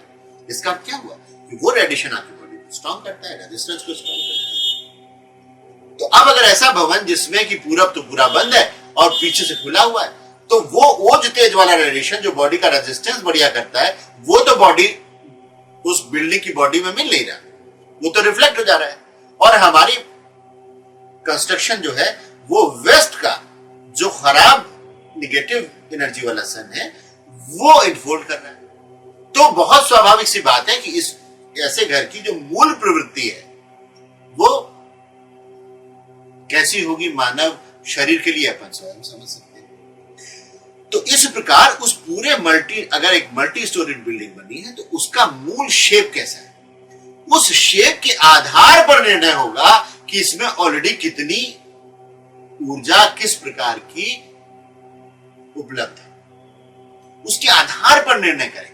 यह बहुत विशेष और बहुत सूक्ष्म की बात है, इसीलिए ये 1-to-1 विद्या कहलाती है, ये गुरु शिष्य परंपरा की विद्या कहलाती है। सामूहिक अगर हम बोल रहे हैं तो एक नियम, किसी का घर किस प्रकार का है, किसी की मल्टी किस प्रकार की है, किसी की प्रकृति किस प्रकार की है, एक नियम बोला तो वो सब लोग उसी को फॉलो करने लगे, जबकि ऐसा है नहीं, जबकि ये उचित नहीं है। क्योंकि सबकी, जैसा फिर बताया कि सबकी प्रकृति भिन्न है, देश काल वातावरण भिन्न है, वहां उत्पन्न होने वाली वनस्पति भिन्न है, उसका प्रभाव भिन्न है, हर बिल्डिंग का जो बेसिक स्ट्रक्चर होता है उस स्ट्रक्चर की प्रकृति भिन्न है, क्योंकि वो प्रकृति से अलग अलग प्रकार की ऊर्जा ले रही है। इसीलिए जब हर कुंडली अलग है, हर चेहरा अलग है, तो एक ही जनरल नियम कैसे सबके लिए उपयोगी हो सकता है। इसीलिए इन विषयों में जब अप्लाइड साइंसेस कहलाती थी और इनको तब अधिकार मिलता था स्कॉलर्स को प्रैक्टिस करने का, जब गुरुकुल में उनको निपुणता का प्रमाण पत्र मिला। अब मॉडर्न साइंस में आ जाइए, तो मॉडर्न साइंस में एक ब्रांच है फिजिक्स में जिसको क्रोमेटोलॉजी की ब्रांच कहते हैं। क्रोमेटोलॉजी का होता है जहां पर कलर्स का, रंगों का अध्ययन होता है। अब अलग अलग क्रोमेटोलॉजी कहती है कि जहां पर येलो रेंज रिच होता है, पीला रेंज जहां रिच होता है, तो वहां प्रोटीन रिच हो जाता है। जैसे एक हम पढ़ रहे थे चीज, तो उसमें था कि अगर अलग अलग रंग की बोतलों में, बॉटल्स में पानी रख देते हैं और उसको सन में एक्सपोज कराते हैं, तो कुछ समय पश्चात पीले रंग की बॉटल का जो पानी है वो प्रोटीन रिच हो जाता है। जो रेड रंग की बॉटल है उसका पानी, वही पानी जिंक रिच हो जाता है। तो इसका क्या अर्थ हुआ? इसका अर्थ हुआ कि अलग अलग रंगों का प्रभाव शरीर पर अलग अलग होता है। अलग अलग रंग हमारे शरीर में अलग अलग केमिकल्स को जनरेट करते हैं, और जब हमारा स्वभाव अलग अलग चीजों से प्रभावित होता है तभी वो परिणाम होते हैं जो हम देखते हैं अलग अलग। किसी एग्रेशन वाली चीज से हमारा बॉडी प्रभावित हुई तो हम एग्रेसिव हो गए, कोई एक बहुत पैसिव चीज आई तो हम सेटल डाउन हो गए। तो इसी प्रकार ये अलग अलग रंग हमारे शरीर में अलग अलग रसायन पैदा करते हैं। उस रसायन का ही तो सारा खेल है। थायराइड में ये अगर सिक्रेशन हो गया तो ये प्रॉब्लम हो गई, किसी अलग अलग पिट्यूटरी है, मेड्यूला है, अब शरीर के अलग अलग हैं, उनसे अलग अलग रस निकलता है। बाइल से जो सिक्रेशन होता है उसको हम बाइल कहते हैं, उसको पित्त कहते हैं, तो वो पाचन में काम आता है। तो ऐसे अलग अलग चीजों से ही सारा बॉडी में रस निकलते हैं और वो रस ही हमारे व्यक्तित्व को प्रभावित करते हैं। तो अब वास्तु हो गया, वास्तु के साथ आयुर्वेद हो गया, आयुर्वेद के साथ वनस्पति हो गई, अब वनस्पति के बाद ये रंग हो गए। तो आप ये देखिए कि केवल वास्तु, केवल स्ट्रक्चर का ज्ञान करके कि यहां किचन बनाना है, यहां बेडरूम बनाना है, यहां, दिस इज नॉट इनफ, ये काफी नहीं है। ये एकांगी विद्या हुई। जब तक इसके साथ हम जो व्यक्ति उसमें रहने जा रहा है उसकी प्रकृति को नहीं समझेंगे, उस लॉन्गिट्यूड लैटिट्यूड पर पाई जाने वाली वनस्पतियों का प्रकार, उनके गुणधर्म नहीं समझेंगे, उसके सेलेस्टियल रेडिएशंस का प्रभाव नहीं समझेंगे, तब तक ये चीजें प्रिस्क्राइब करना बहुत मुश्किल है। इसीलिए अगर हम यहां पर एक लेक्चर दे रहे हैं और हमने कोई नियम बताया, साउथ ईस्ट में किचन होना चाहिए, अब वो किचन जनरलाइज करके सारे लोग प्रैक्टिस करेंगे कि हाँ ये तो वास्तु पर आधारित पुस्तक में लिखा है कि अग्निकोण में किचन होना चाहिए, सही है, लेकिन वो उन स्थितियों में होना चाहिए जब कंस्ट्रक्शन की, उस बिल्डिंग की, उस लॉन्गिट्यूड लैटिट्यूड की सारी परिस्थितियां वास्तु के अनुकूल निर्मित हुई हैं। अब वास्तुशास्त्र में बच्चों पर वास्तु का क्या प्रभाव पड़ता है, इसको समझने के लिए हम थोड़ा सा आयुर्वेद की तरफ आते हैं। आयुर्वेद में कहते हैं बच्चा जो है वो कफ प्रधान होता है, फिर युवावस्था में पित्त प्रधान होता है, और उसके बाद वृद्धावस्था में वात प्रधान होता है। तो इसका अर्थ ये हुआ कि अगर बच्चा है तो उसको उसकी प्रकृति के हिसाब से हम चीजें दे रहे हैं कि नहीं। जैसे अभी हमने एक एग्जाम्पल बताया कि नवजात शिशु जो है उसका अगर लिवर वीक है तो उसको अर्ली मॉर्निंग का रेडिएशन देना चाहिए, है ना। इसी प्रकार उसको जो नरिशमेंट, ये तो एक लीवर की बात हो गई, लेकिन शरीर में और भी बहुत सारे अंग हैं। तो इसी प्रकार उसको जितने जितने दिशाओं में जितना जल तत्व चाहिए, जितना अग्नि तत्व चाहिए, जितना वायु तत्व चाहिए, जितना आकाश तत्व चाहिए, ये सारी चीजें संतुलित मात्रा में मिलेंगी तो उस बच्चे का एक संपूर्ण विकास होगा। अगर एक पर्टिकुलर रेडिएशन उसको उसके हिसाब से नहीं मिल रहा है तो उसमें वो डेफिशिएंसी हो जाएगी। वास्तुशास्त्र में बच्चों के लिए अलग स्थान होता है, जो वयस्क होता है उसके लिए अलग स्थान होता है, जो वृद्ध है उसके लिए अलग स्थान होता है ना। क्यों होता है? क्योंकि जिस आयु का शरीर है उस आयु की रिक्वायरमेंट अलग अलग होती है। किसी को ज्यादा कफ को संतुलित करने के लिए रेडिएशन चाहिए, किसी को ज्यादा अग्नि को संतुलित करने के लिए रेडिएशन चाहिए, किसी को ज्यादा वात यानी कि वायु की प्रकृति को संतुलित करने के लिए रेडिएशन चाहिए। तो वो एक एम्बियंस, आइडियल एम्बियंस कैसे जनरेट होगा, वो वास्तु जब हम निर्माण करेंगे तो वो हमारा बच्चा किस आयु का है, किस प्रकृति का है, उसके हिसाब से उसको एक पर्टिकुलर दिशा, पर्टिकुलर स्थान उसके लिए निर्धारित है। कहीं भी नहीं हम सुलाते हैं। क्यों? क्योंकि जैसे पहले बता चुके हैं कि हर दिशा में भी हर 10 डिग्री पर उसकी प्रॉपर्टीज बदल जाती है। वैसे तो बहुत सारे प्रकार के वास्तु पुरुष होते हैं, लेकिन जो घरों में हम जिस प्रकार का वास्तु अप्लाई करते हैं, वास्तु का मतलब साइड प्लान, साइड का मतलब specific Jones for specific purposes, तो वहां भी हर 10 डिग्री पर उस स्थान की प्रॉपर्टी बदल जाती है, हर ओरिएंटेशन के हिसाब से बदल जाती है। तो बच्चे को डेवलपमेंट के लिए किस स्थान पर रखना चाहिए, अगर हम उसको वहां नहीं रखते तो उसको कफ से संबंधित रोग हो जाएगा। अगर हम उसके विपरीत स्थान में रखेंगे जो पित्त के लिए ठीक नहीं है तो उसको पित्त कारक रोग हो जाएगा। वात से संबंधित अगर उसकी प्रकृति उस स्थान के अनुरूप नहीं है तो उसको वात से संबंधित रोग हो जाएगा।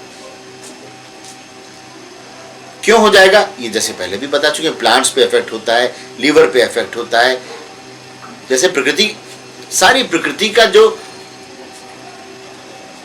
जैसे उत्पन्न होती है, फिर उसका विकास होता है, फिर उसका विसर्जन होता है, इसके सब के पीछे एक प्रकृति का चक्र इन्वॉल्व है। तो ठीक उसी प्रकार जैसे मॉडर्न साइंस की भाषा में कहें तो सन में विटामिन डी होता है, पालक में आयरन होता है, यानी कि इस वनस्पति में ये पर्टिकुलर विटामिन गुण होते हैं, इस रेडिएशन में ये पर्टिकुलर विटामिन गुण होते हैं, पानी में ये मिनरल्स होते हैं।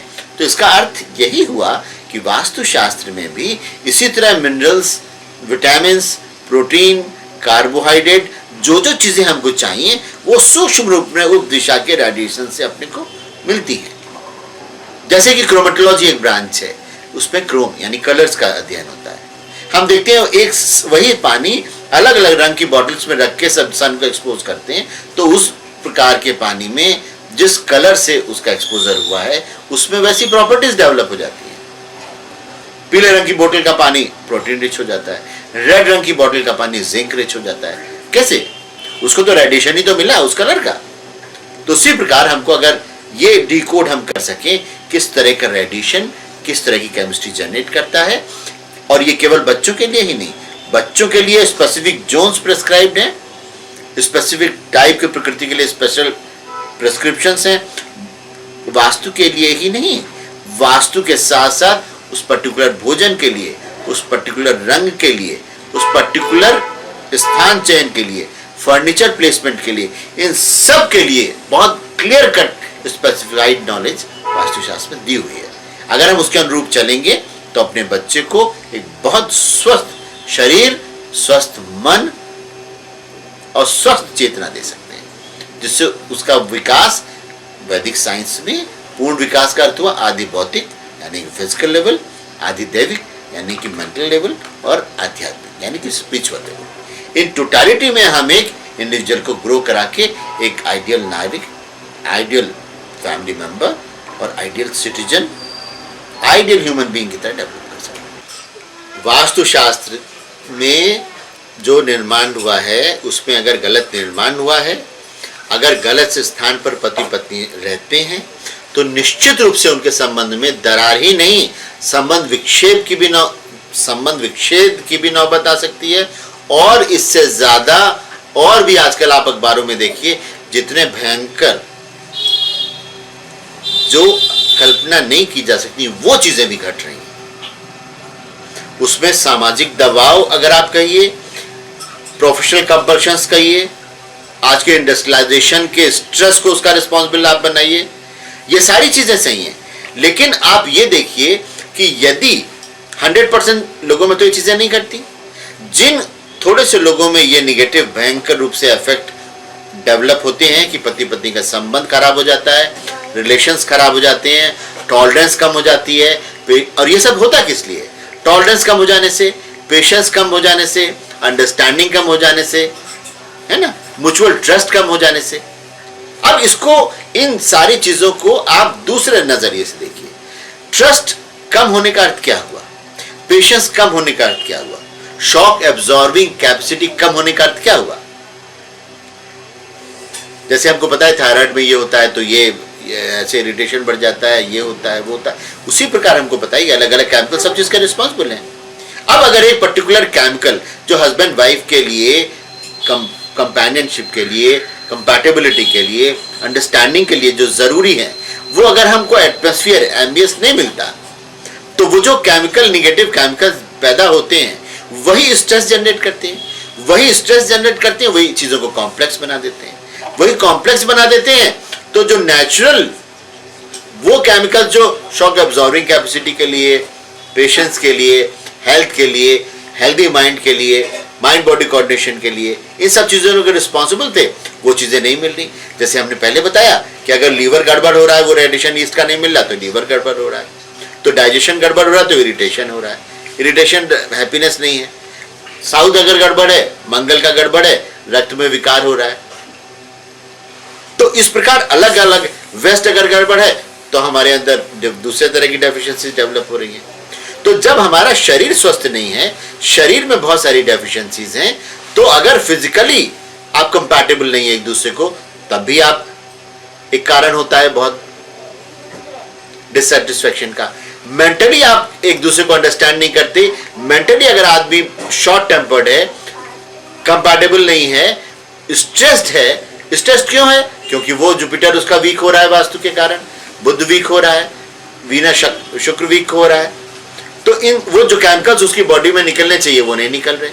जब नहीं निकल रहे हैं तो हस्बैंड वाइफ में जो अंडरस्टैंडिंग होना चाहिए वो नहीं हो रही, जो फिजिकल हैप्पीनेस होना चाहिए वो नहीं हो रही, मेंटल कंपेनियनशिप होना चाहिए वो नहीं हो रही। इसकी वजह से स्पिरिचुअल गेम्स जो होते हैं कि साथ साथ रहते, हैप्पीली साथ साथ पूजा पाठ करते, साथ साथ भोजन शयन सब करते, वो नहीं हो पा रहा, जिसकी वजह से निगेटिविटी डेवलप हो रही। तो वही डाइवोर्स के केसेस, वही तमाम तरह की डिस्ट्रैक्शन, बहुत निगेटिव चीजें हैं, उनका अपन शब्दों में नहीं लाना चाहते हैं।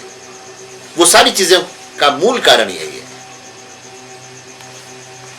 इन पर अगर हम ध्यान देंगे तो हमारा बहुत ज्यादा, अगर दूर भी जा चुके हैं लोग, अगर हम इन चीजों पर ध्यान देखेंगे तो बहुत अच्छे से बहुत नजदीक आके बहुत हैप्पी लिविंग कर सकते हैं।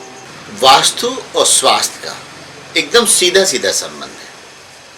ठीक उसी प्रकार संबंध है जैसे बहुत सुंदर, बहुत स्वस्थ, बहुत बढ़िया पौधा है, बेस्ट नर्सरी से लेके आए और अपने घर में वो, जैसे उदाहरण दिया था, एक किसी कोने में अंधेरी जगह रख दें तो बहुत अच्छी नर्सरी का, बहुत बढ़िया जेनेटिक स्ट्रक्चर का पौधा भी मुरझा जाएगा। ठीक क्यों? क्योंकि उसको जो नेचुरल चीजें मिलना चाहिए वो नहीं मिल रही। ठीक उसी प्रकार एक ह्यूमन बॉडी है जो एक नेचुरल चीज है, प्रकृति ने इसको बनाया है। तब अगर प्रकृति की सारी जो रेडिएशंस हैं, जैसी मैग्नेटिक फील्ड है, जैसी वायुओं का प्रकार है, ये अगर उसको नहीं मिलेगा तो शरीर अस्त व्यस्त हो जाएगा। अब इसमें जैसे हमारे क्षितिजल पावक गगन समीरा, ये 5 तत्व से बनता है शरीर। इसमें कोई भी एक चीज की डेफिशिएंसी होगी और इसके जो माइनर क्लासिफिकेशंस में जाते हैं तो अलग अलग ढंग से, एक ही सूर्य है उसके 12 नाम है, द्वादश आदित्य कहते हैं, द्वादश मीन्स 12, आदित्य मीन्स सन। तो एक ही सूर्य को 12 नाम देने की आवश्यकता क्यों पड़ी? वो मत के हिसाब से, एंगल ऑफ रेडिएशन के हिसाब से, वो इसलिए क्योंकि वही सूर्य है, उसका एंगल ऑफ रेडिएशन जब चेंज होता है तो उसकी फिजिकल और केमिकल प्रॉपर्टीज बदल जाती है, और जैसे जैसे उसकी फिजिकल केमिकल प्रॉपर्टीज बदलती हैं उसका शरीर पर प्रभाव बदलता है। उसी के आधार पर उस सूर्य के नाउंस बदल जाते हैं। इसीलिए वैदिक साइंस में एक बहुत जबरदस्त चीज है, दैट इज, उसको हम इन शब्दों में कह सकते हैं कि every adjective is a noun in itself, और इसको इस तरह भी कह सकते हैं कि every noun is an adjective in itself. इसका मतलब जितनी भी संज्ञाएं हैं वो संज्ञाएं अपनी विशेषता को भी एक्सप्रेस करती हैं। जैसे वास्तुशास्त्र में वास्तु पुरुषों, उसमें अलग अलग देवता हैं। देवता दिव धातु से बनता है। दिव का अर्थ होता है प्रकाश, ऊर्जा, ऊर्जा विजिबल और इनविजिबल। ये जो देवता हैं, ये मॉडर्न साइंस के कंसेप्ट में हम इसको डिफरेंट एनर्जीज का नाम दे सकते हैं, डिफरेंट मेटल्स का नाम दे सकते हैं, डिफरेंट केमिकल्स का नाम दे सकते हैं, उसको डिफरेंट फिजिकल और केमिकल प्रॉपर्टीज का नाम दे सकते हैं। इसी चीज को वैदिक साइंस में देवता के आधार पर बताया, देवताओं की संज्ञा के हिसाब से बताया। तो अब द्वादश आदित्य का अर्थ हुआ कि उसी सूरज के अगर 12 नाम है तो ये उस एंगल ऑफ रेडिएशन के नाम से, जैसी उसकी क्वालिटीज हैं उसके आधार पर उसको नाम दिया गया। ये आर्यक है, ये विवस्वत है।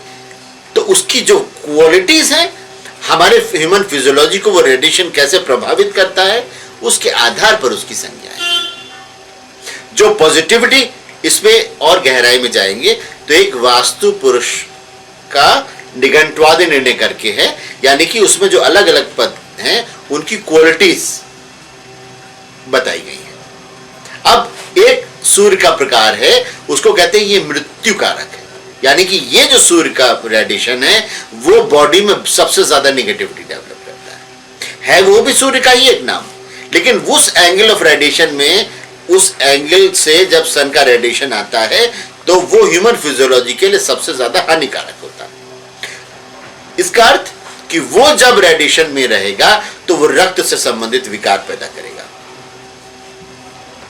उसी प्रकार यदि सूर्योदय का सन है, जैसे मैंने एक एग्जाम्पल देखा, एक नवजात, एक न्यूली बॉर्न बेबी एक हॉस्पिटल में, क्लाउडी वेदर में उसका जन्म हुआ, तो एलोपैथ डॉक्टर्स ने कहा कि यहां इसको जॉन्डिस होने का ज्यादा डर है, इसको अर्ली मॉर्निंग के सन में एक्सपोज करिए, जब सफेद सन हो जाता है तब नहीं। तो इसका अर्थ क्या हुआ, ये एलोपैथिक डॉक्टर्स ने कहा। तो इसको हम अगर वास्तु में कन्वर्ट करते हैं तो ये जो रेडिएशन अर्ली मॉर्निंग का, जब सन सफेद होने के पहले का सन है, वो उसमें अगर बच्चे को एक्सपोज करते हैं, इसका मतलब उसको जॉन्डिस नहीं होता। इसका अर्थ क्या हुआ वास्तु के हिसाब से, जॉन्डिस का मतलब है लीवर की प्रॉब्लम, ये अपन जानते हैं। अब वास्तु के हिसाब से ये एलोपैथिक डॉक्टर्स की सजेशन कि उसको अर्ली मॉर्निंग में वो एक्सपोज कीजिए तो उसको जॉन्डिस नहीं होगा। इसका मतलब वो रेडिएशन उस बच्चे का लिवर स्ट्रॉन्ग करता है, उसके बॉडी के रेजिस्टेंस को स्ट्रॉन्ग करता है, तब इसका मतलब उसको लीवर नहीं होगा।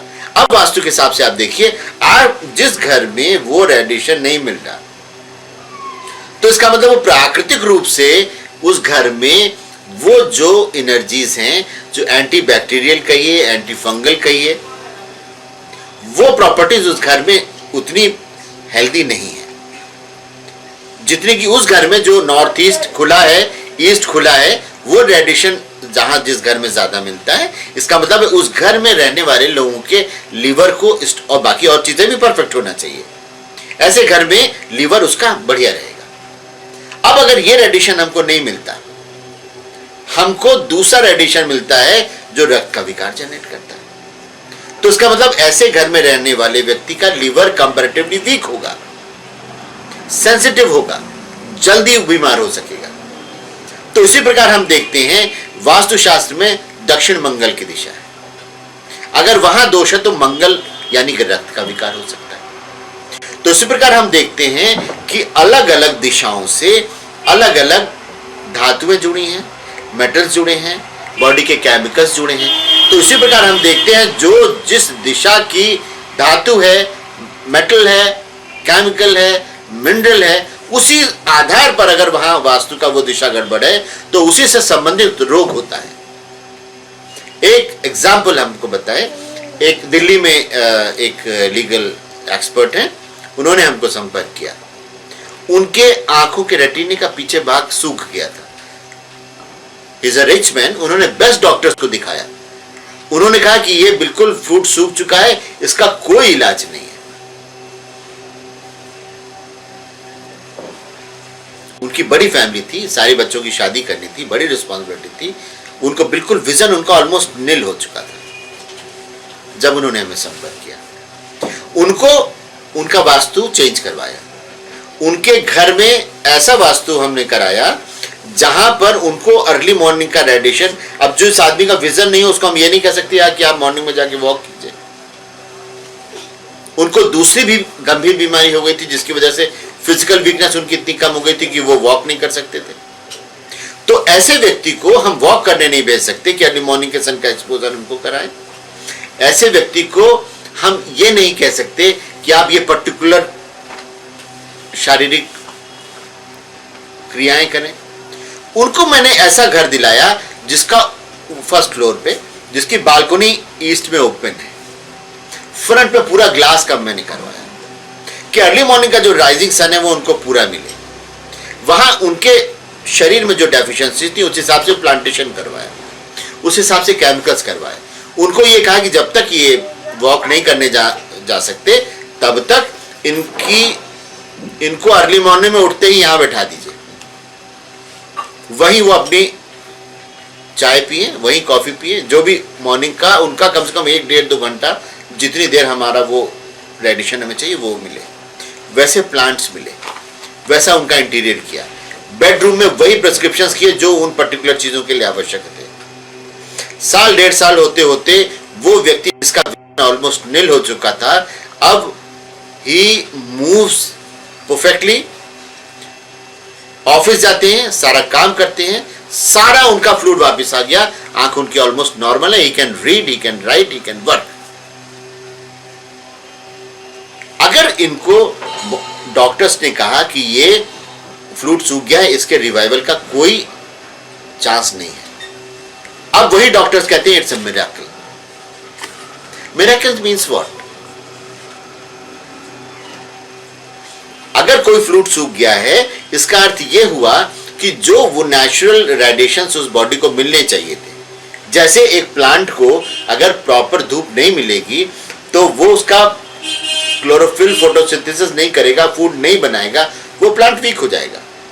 अगर हमको ये पता है कि इस गर्मी में इस पौधे में, इस पेड़ में ये पर्टिकुलर फल निकलता है, इस ठंड में इस पर्टिकुलर जगह पर सेब निकलता है, तो हमको ये पता है कि प्रकृति में किस समय कौन सी केमिस्ट्री सबसे ज्यादा लाइव हो सकती है। इसका अर्थ सूक्ष्म रूप में यह हुआ कि अगर हमको यह पता है कि पूरे साल में 365 दिनों में कौन कौन से दिनों में कौन कौन से रेडिएशंस की कौन कौन सी प्रॉपर्टीज होती हैं जो हमारे अंदर कौन कौन से केमिकल जनरेट कर सकती है। जैसे गर्मी में आम निकलता है, सर्दी में आम नहीं निकलता, प्लांट भी वही है, उसका जेनेटिकल स्ट्रक्चर भी वही है, सब कुछ वही है, उसकी लोकेशन भी वही है, लेकिन गर्मी में आम निकलता है, जाड़े में नहीं निकलता। बहुत सारे फल जाड़े में निकलते हैं, गर्मी में नहीं निकलते। क्यों नहीं निकलते? क्यों नहीं निकलते? इसका सबसे बड़ा कारण है कि जो प्रॉपर्टीज, जो रेडिएशन, जो टेम्परेचर, जो क्लाइमेटिक कंडीशंस एक पर्टिकुलर केमिकल जनरेट करती हैं, अगर उसको सूक्ष्मता से आप जानते हैं तो आप ये जानते हैं कि आप या तो आप उनको ओरल मेडिसिन दीजिए, उनको कैप्सूल दीजिए, टैबलेट दीजिए, या फिर आप उनको टैबलेट और कैप्सूल भी जाके सूक्ष्म रूप में रस, रक्त, मांस, मेद, अस्थि, मंचा, शुक्र, इस तरह ट्रांसफॉर्मेशन होता है चीजों का। तो लेकिन जो फाइनल स्ट्रक्चर यहाँ जनरेट होता है, अगर हम उसको डायरेक्ट रेडिएशन से यहाँ जनरेट करा सकते हैं बॉडी में, तो हमको स्थूल भोजन की आवश्यकता उतनी ज्यादा नहीं है। तो जो इन प्रक्रियाओं को जानता है वो ये जानता है कि कौन से रेडिएशन किस दिशा से आने वाले कौन सी केमिकल बॉडी में जनरेट करते हैं, और उस प्रकार से बिना दवा दिए वो चीजें जनरेट की जा सकती हैं। इस पर बहुत व्यवस्थित, बहुत व्यापक शोध की आवश्यकता है, बहुत ज्यादा इसमें और स्टैटिस्टिकल डाटा की आवश्यकता है। लेकिन जो कार्यजयी विद्याएं हैं, जो प्रामाणिक विद्याएं हैं, जो टाइम टेस्टेड नॉलेज है, जिसको कि आप व्यक्तिगत अपने ऊपर आजमा कर तत्काल उसका परिणाम पा सकते हैं, उसके लिए आवश्यकता नहीं है कि हमको किसी रिसर्च जर्नल में, किसी साइंटिफिक इंस्टीट्यूशन से वैलिडेशन की आवश्यकता पड़े। प्रत्यक्षम किम प्रमाण, इसको हम स्वयं प्रयोग करके स्वयं परिणाम पा सकते हैं, और उससे अच्छा साइंटिफिक एविडेंस कोई नहीं हो सकता। आइए इस चैनल के माध्यम से एक इंटरेस्टिंग एक्सरसाइज करते हैं। इस टेक्नोलॉजी का लाभ उठाते हुए हम जितने इस चैनल के व्यूअर्स हैं सबको एक साथ इंटरेक्ट करते हैं। आज इस चैनल के माध्यम से चलिए आपके घर को स्कैन करते हैं, है ना। सबसे पहले अपन आपके घर के थोड़ा सा दूर यहां खड़े हैं, अब यहां से अपन आपके घर की तरफ चलते हैं, ठीक है।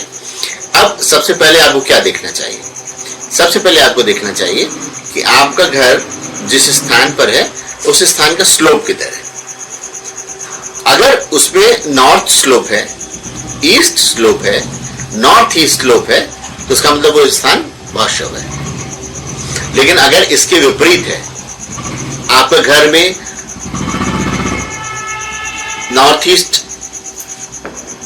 हाई है, साउथ वेस्ट लो हो गया, या नॉर्थ ईस्ट या नॉर्थ हाई है, साउथ लो हो गया, या ईस्ट हाई है, वेस्ट लो हो गया, इसका मतलब इसको थोड़े उपचार की आवश्यकता है। अब अपन घर की तरफ चलते हैं। अब सबसे पहले आप देखिए आपके घर का द्वार किधर है। पूरब में है, दक्षिण में है, पश्चिम में है, या उत्तर में है। यहां पर जानने के लिए सबसे पहले एक बेसिक चीज जानना आवश्यक है कि दिशाएं कितनी होती हैं। दिशाएं होती हैं वैसे 10, लेकिन जो अपन प्रयोग में लाते हैं वो है पूरब, जिसको ईस्ट, फिर दक्षिण पूर्व साउथ ईस्ट, दक्षिण साउथ, दक्षिण पश्चिम साउथ वेस्ट, पश्चिम वेस्ट, नॉर्थ वेस्ट उत्तर पश्चिम, और उत्तर यानी कि नॉर्थ, और ईशान यानी कि नॉर्थ ईस्ट। अब इसको तय करने के लिए सरल तरीका यह है कि आप मैग्नेटिक कंपास लेते हैं। तो मैग्नेटिक कंपास लेकर आप उसको जब हाथ में लेंगे तो जिस तरफ सुई की लाल निशान है, जिस तरफ सुई में लाल निशान लगा है, उसके नीचे आप एन को कर दीजिए, तो वो दिशा नॉर्थ हो गई, और जिधर ई लिखा है वो ईस्ट हो गई, जिधर एस लिखा है वो साउथ हो गई, जिधर डब्ल्यू लिखा है वो वेस्ट हो गई। अब इसमें एक चीज देखना महत्वपूर्ण है कि आपका घर सही दिशा में बना है, यानी कि शुद्ध दिशा में बना है, उसके ओरिएंटेशन शार्प है, या थोड़ा सा डायगोनल है। इसका अर्थ क्या हुआ? इसका अर्थ ये हुआ कि जब मैग्नेटिक कंपास हम रखते हैं तो नॉर्थ इधर है, लेकिन हमारा घर थोड़ा सा डाइवर्टेड बना हुआ, यानी कि मैग्नेटिक कंपास के हिसाब से ईस्ट इधर आता है, लेकिन आपके घर का ओरिएंटेशन थोड़ा सा इधर है, वो 5, 10, 15, 20, 25, 30 डिग्री, जितने भी डिग्री डाइवर्ट हो रहा है। इस डाइवर्शन के आधार पर इस वास्तु को दिक्मूढ़ वास्तु कहते हैं। दिक माने होता है दिशा, मूढ़ मतलब जो डिसोरिएंटेड है। तो अब ये चीज जानना बहुत आवश्यक है। अमूमन लोग कहते हैं कि इधर से सूर्योदय होता है, तो ये मोटा मोटा बहुत थिक बात है, क्योंकि सूर्य उत्तरायण दक्षिणायन के हिसाब से फर्क हो जाता है थोड़ा।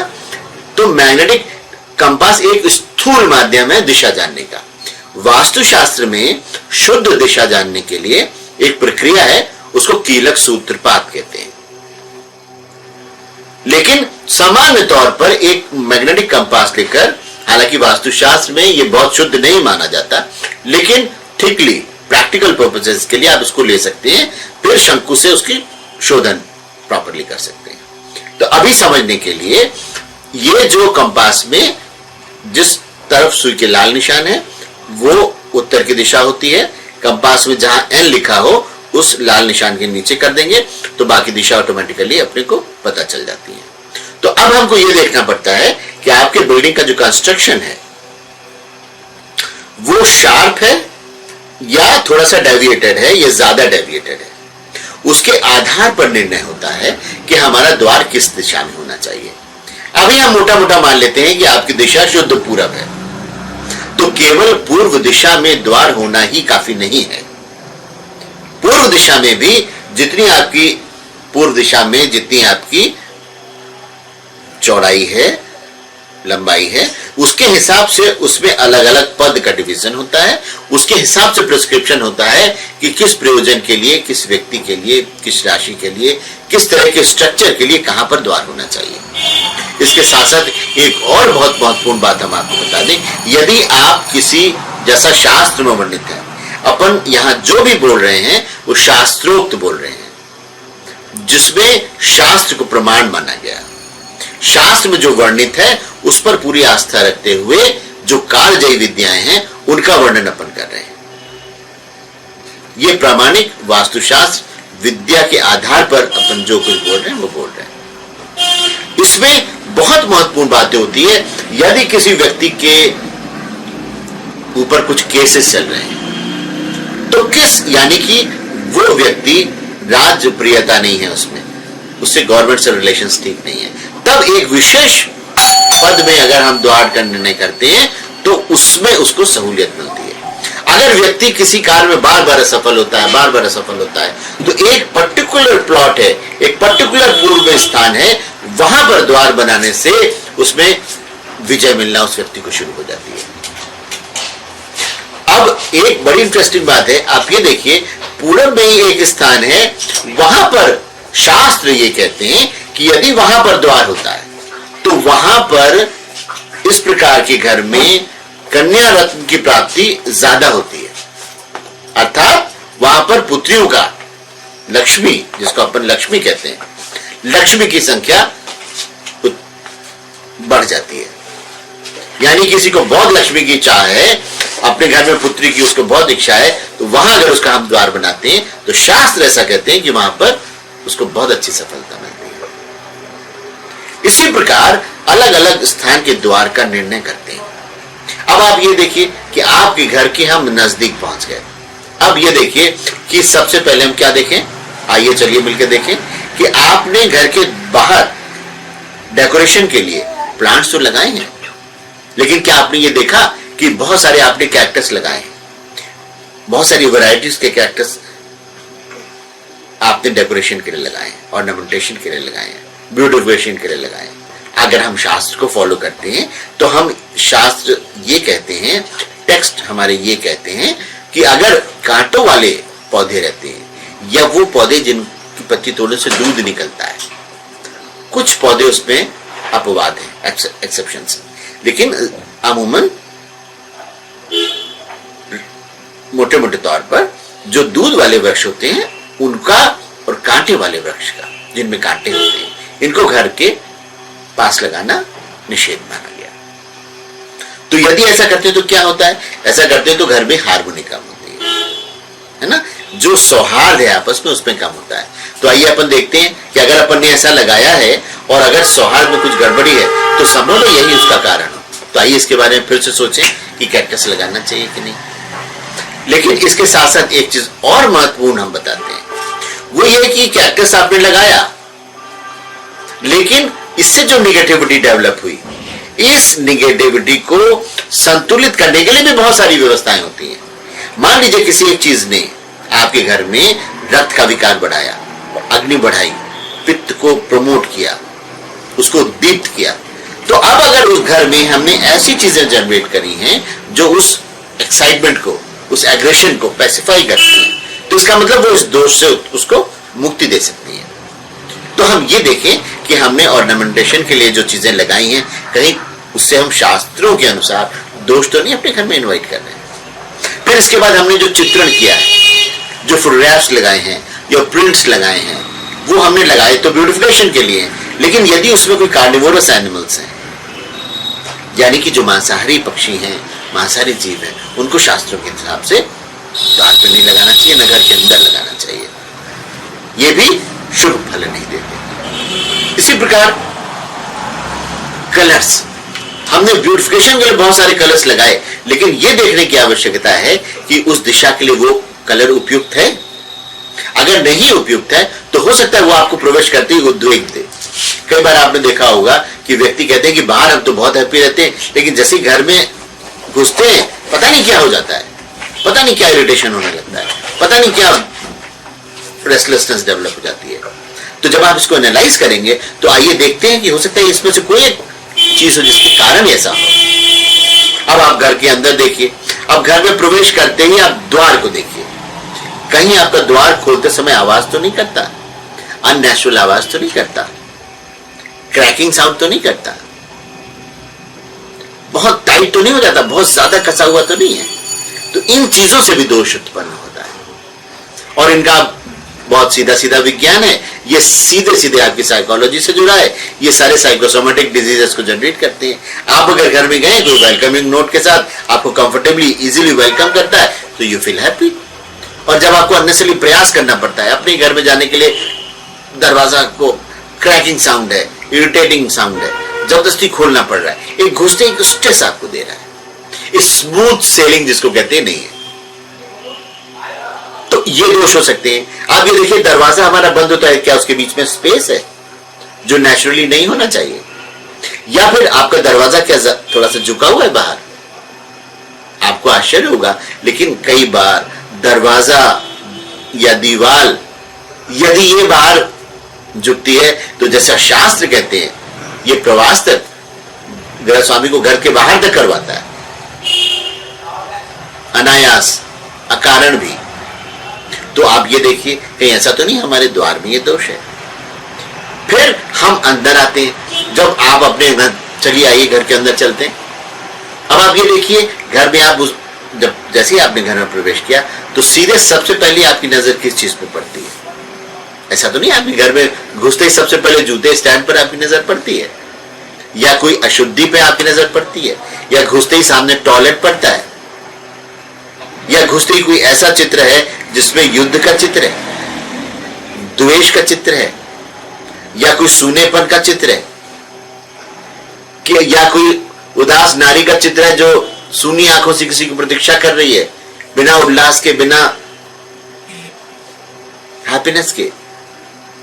इस तरह की छोटी छोटी छोटी छोटी चीजें हैं, ये हमारे डीप साइकोलॉजिकल इफेक्ट्स डालती हैं और उसका परिणाम बड़े भयंकर रूप में हमारे सामने आता है। कई बार हम समझते नहीं ये क्यों हो रहा है, लेकिन ये सारी चीजें, ये जो छोटे छोटे छोटे छोटे पॉइंट्स हैं, ये सब एक्यूमुलेट होकर बड़े हो जाते हैं।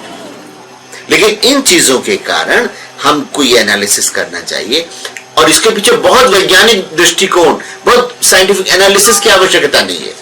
ये किसी भी सिंपली साइकोलॉजिस्ट के पास आप जाएंगे, और अगर साइकोलॉजिस्ट के पास नहीं भी जाएंगे, यदि हमारे घर में बहुत पुराने प्राचीन ग्रंथ हों, या हमारे घर में जो वृद्ध हों, हमारे घर में जो बहुत एजेड लोग हों, आप उन्हीं से सुन लीजिए कौन कौन सी चीजें छोटी छोटी शुभ कहलाती थी, कौन कौन से शुभ शकुन कहलाते थे, कौन कौन से गुड ओमेंस कहलाते थे। तो इसमें आप पाएंगे कि ये बहुत डीपली आपके साइको स्ट्रक्चर से डील करती हैं चीजें। अगर हमारे यहां जब पहले युद्ध में जाते तो तिलक किया जाता था, मंत्रोच्चारण होता था, इसका क्या अर्थ होता था? विजयी भव का आशीर्वाद देने का अर्थ क्या होता था? कि उसको एक पॉजिटिव थॉट देकर हम भेज रहे हैं। जैसे आर्मी में हम जानते हैं कि एक आदमी अपना जान देने के लिए जाता है, जब वो जान दे देगा तो उसके पास और क्या बचेगा? लेकिन केवल मॉरली वो इतना बूस्ट रहता है अपनी कंट्री के लिए, अपनी फैमिली के लिए, अपने फेम के लिए, अपने कर्तव्य के लिए। ये क्या चीजें हैं? ये वो साइकोलॉजिकल इंपैक्ट्स हैं जिसने उसके मोरल को इतना हाई कर दिया कि वो अपनी जान तक देने के लिए तैयार हो जाता है। और इसी तरह जो डिमोरलाइज करने वाली चीजें हैं वो छोटी छोटी होती हैं, लेकिन इतना डैमेजिंग डिस्ट्रक्टिंग इफेक्ट हमारे ऊपर डालती है कि हमको पता भी नहीं चलता, लेकिन वो हमारे जीवन को बुरी तरह प्रभावित करती है। तो अब आप देखिए, आप घर में घुसे, देखिए सामने आपके पास कोई प्लीजिंग चीज सबसे पहले आप देखते हैं, या कोई इरिटेटिंग चीज देखते हैं, कोई ऐसा चित्र देखते हैं युद्ध वाला है, या कोई कार्निवोरस बर्ड है या एनिमल्स हैं, मांसाहारी पशु या पक्षी हैं जो गृहस्थ के घर में शास्त्र के अनुसार से वर्जित हैं। आप देखिए, आप घुसते ही हैं तो आप अंधेरे, डार्क, थोड़े से ग्लूमी इस तरह के स्पेस में घुसते हैं, या घुसते ही हैप्पी, वेल लिट, प्रकाशवान, ब्राइट, लाइट जगह पे प्रवेश करते हैं। अगर ग्लूमी, डार्क इस तरह से घुसते ही आप स्थान में प्रवेश करते हैं तो आप एक साइको डिप्रेशन में जाते हैं। इसका ध्यान रखिए, घुसते ही आपको वेलकमिंग नोट होना चाहिए, welcoming note from your family, welcoming note from your house, from your home, from the ambience of your residence. तो घुसते ही एक हैप्पीनेस जनरेट होगी। अब आप ये देखिए कि घुसते ही, इसके पहले एक छोटी सी चीज और आप देख ले, जब हम घर के बाहर रहते हैं और घर के अंदर बाहर से घुसते हैं तो अगर राइट टर्न करके घुसते हैं तो उसको शास्त्रों में पूर्ण बाहुक प्रवेश कहते हैं। यदि घर में घुसने के लिए हमको लेफ्ट टर्न करना पड़ता है तो उसको हीन बाहुक प्रवेश कहते हैं। तो अगर हीन बाहुक प्रवेश है यानी कि आप घर में घुसे हैं तो आपको लेफ्ट टर्न करना पड़ रहा है, उसको शास्त्र शुभ नहीं मानते। लेकिन पूर्ण बाहुक प्रवेश का अर्थ होता है जब आप क्लॉकवाइज राइट टर्न कर रहे हैं तो दैट इज कॉल्ड गुड। तो अब आप घर के अंदर आइए, अब आप घर के अंदर आइए, देखिए आपके यहाँ घर में एक आपको हैप्पीनेस लगती है, बाहर से आने के बाद उत्साह लगता है, रिलैक्सेशन लगता है या डिप्रेशन लगता है। अगर आपको घर में घुसते ही हैप्पीनेस लगती है, कंफर्ट जोन में लगता है, आप आ गए, आप रिलैक्सेशन में आ गए, तो इसका मतलब वहां तक आपका कंफर्ट जोन ठीक है। लेकिन जरा सा आपको लगता है घुसते ही आप थोड़ा सा ग्लूमी हुए, या घुसते ही थोड़ा सा डिप्रेशन में आए, घुसते ही थोड़ा सा डार्क ग्लूमी स्थान में आए, तो इसका मतलब आपको बहुत ज्यादा एनालिसिस की जरूरत है कि वहां प्लेसमेंट कैसा हो, कलर कैसा हो, कौन सी चीज सामने पहले दिखे, कौन सी पेंटिंग हो, कौन सा स्कल्पचर हो, फर्नीचर के प्लेसमेंट्स कैसे हो। फिर आप अंदर आइए, अब आप देखिए किचन में आइए, किचन आपका किस स्थान पर बना है। आइडियली किचन को साउथ ईस्ट में घर के शुभ माना गया है, लेकिन ये एक बहुत स्थूल बात है। क्यों स्थूल बात है? ये उसी तरह स्थूल बात है कि जब आपकी बिल्डिंग का स्ट्रक्चर कैसा है। अगर बिल्डिंग के बहुत सारे शेप्स होते हैं, अगर बिल्डिंग इस शेप की है कि वो बहुत ज्यादा अग्नि प्रोन हो गई, तो जैसे भवनों के बहुत सारे प्रकार हैं, हिरण्याभ, सुक्षेत्र, चुल्ली, पक्षग्नि। तो मानिए यदि आपके भवन का शेप चुल्ली है तो चुल्ली में कहते हैं जैसे चूल्हे में अग्नि लकड़ी नष्ट होती है, वैसे ही उस चुल्ली नामक शेप में भवन में अच्छी चीजें नष्ट होती हैं। तो यदि आपका भवन, जैसे हमने बताया अलग अलग भवनों के प्रकार हैं, हिरण्याभ, सुक्षेत्र, चुल्ली, पक्षग्नि। तो यदि आप मान लीजिए चुल्ली नामक आपका घर है, साउथ की तरफ यू शेप है, तो जैसे चूल्हे में अग्नि नष्ट होती है, कहते हैं इसी प्रकार उसमें अच्छी चीजें नष्ट होती है। क्यों? क्योंकि जब साउथ की तरफ यू शेप है तो वो साउथ का सन, अभी हम यहां के जोन की बात करें जहां 40-48 डिग्री टेम्परेचर हो जाता है, तो वहां पर अग्नि प्रधान वो घर इतना ज्यादा अग्नि प्रधान होगा कि वहां पर हमको किस स्थान पर किचन देना है। क्योंकि साउथ ईस्ट में किचन तब बनाते हैं जब आइडियल सिचुएशन है, हमारा भूमि आइडियल है, हमारा भवन आइडियल है। लेकिन आज के जमाने में जब आपको पहले से बनी बिल्डिंग्स में लेना होता है घर, उसके शेप्स पहले से हैं, ऑड हैं, डिगमूड हैं, डिसओरिएंटेड हैं, तो इसका हमको ध्यान रखना पड़ेगा कि तब जैसे एक फिजिशियन के पास आप जाते हैं, वो आपकी पूरी एनालिसिस करता है। एक वैद्य के पास जाते हैं, वो आपकी एनालिसिस करता है कि वात प्रधान व्यक्ति है, पित्त प्रधान है, कफ प्रधान है, कौन सी नाड़ी चल रही है, इसकी अभी कैसी प्रकृति चल रही है। उसी प्रकार उस भवन की कैसी प्रकृति है, उसके आधार पर निर्णय करते हैं कि वहां किचन कहां होना चाहिए, किस अनुपात में होना चाहिए, उस गृह स्वामी की क्या प्रवृत्ति है, प्रकृति है, उसका प्रोफेशन क्या है, उसके साथ जो घर में रहने वाले लोग हैं उनकी फील्ड्स क्या हैं, उनके प्रोफेशंस क्या हैं। उसके हिसाब से किचन का प्लानिंग होती है, उसके हिसाब से उसकी प्लेसमेंट्स होती हैं, उसमें किस स्थान पर आप चूल्हा रखें, किस स्थान पर वाटर बॉडीज होना चाहिए, किस स्थान पर आपका ओवन होना चाहिए, किस स्थान पर माइक्रोवेव होना चाहिए, कहाँ हीटर होना चाहिए, कहाँ बर्तन का स्टैंड होना चाहिए। अब आप आइए अपने ड्राइंग रूम में, बेडरूम में, ओपन ओपन स्पेस में, लॉबी में, इन सारी चीजों में आप देखिए कि आपके प्लेसमेंट्स फर्नीचर के सही हैं कि नहीं। और इसका बहुत एक सरल सा तरीका मैं आपको बताता हूं। आप जहां पर जाइए और जहां आपको एट ईज आप लगते हैं, एट कंफर्ट लगते हैं, हैप्पी ब्लिस फील करते हैं, इसका मतलब वहां पॉजिटिव एनर्जी है। लेकिन वहां कभी कभी आपको फ्लक्चुएशंस लगते हैं, कभी कभी आपको लगता है, कभी कभी हमको, इसका मतलब वहां इन जनरल तो वो पॉजिटिव एनर्जीज हैं, एनर्जी का फ्लो है, लेकिन वो कुछ प्लेसमेंट्स ऐसे हैं, कुछ फर्नीचर्स के कलर्स ऐसे हैं, या आपका ओरिएंटेशन सोने का, बैठने का सही नहीं है। उसको सही करने से वो चीजें, और इसको कहते हैं in accordance with natural law, प्रकृति के नियमों के अनुरूप, प्रकृति की साम्यता में हम आ जाएंगे। तो इस प्रकार जैसे हमने किचन देखा, उसी प्रकार बेडरूम भी होगा कि उस व्यक्ति का प्रकृति कैसी है, उसकी राशि कैसी है, उसका प्रोफेशन कैसा है, उसका स्थान कहां पर होना चाहिए। अगर वो बहुत पितृ प्रधान व्यक्ति है तो हम उसको ऐसे स्थान में, ऐसी दिशा में बिल्कुल नहीं देना चाहिए जहां पर रेडिएशन, सोलर रेडिएशन बहुत हीट के, बहुत टेम्परेचर के हो, वैसी वेव्स हमको वहां से मिलती है। इसी प्रकार सोने की दिशा होती है। मैग्नेटिक इफेक्ट बॉडी पर अलग अलग दिशा में अलग अलग ढंग से पड़ता है। इसी प्रकार जैसी जिसकी प्रकृति, उसको उस तरफ की दिशा में सोना चाहिए। उस व्यक्ति का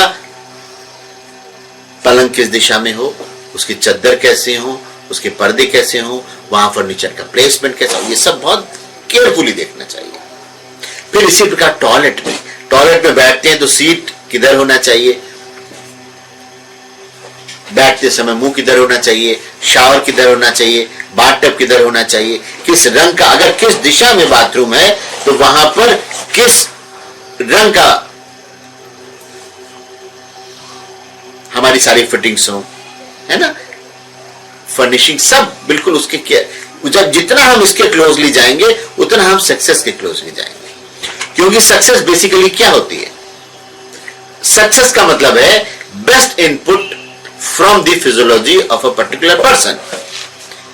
वो पर्टिकुलर पर्सन अगर वो अपनी माइंड बॉडी कोऑर्डिनेशन की बेस्ट स्थिति में है, उसका क्रिएटिविटी हेल्दी है, मेमोरी अच्छी है, और ये कैसे अच्छी होगी?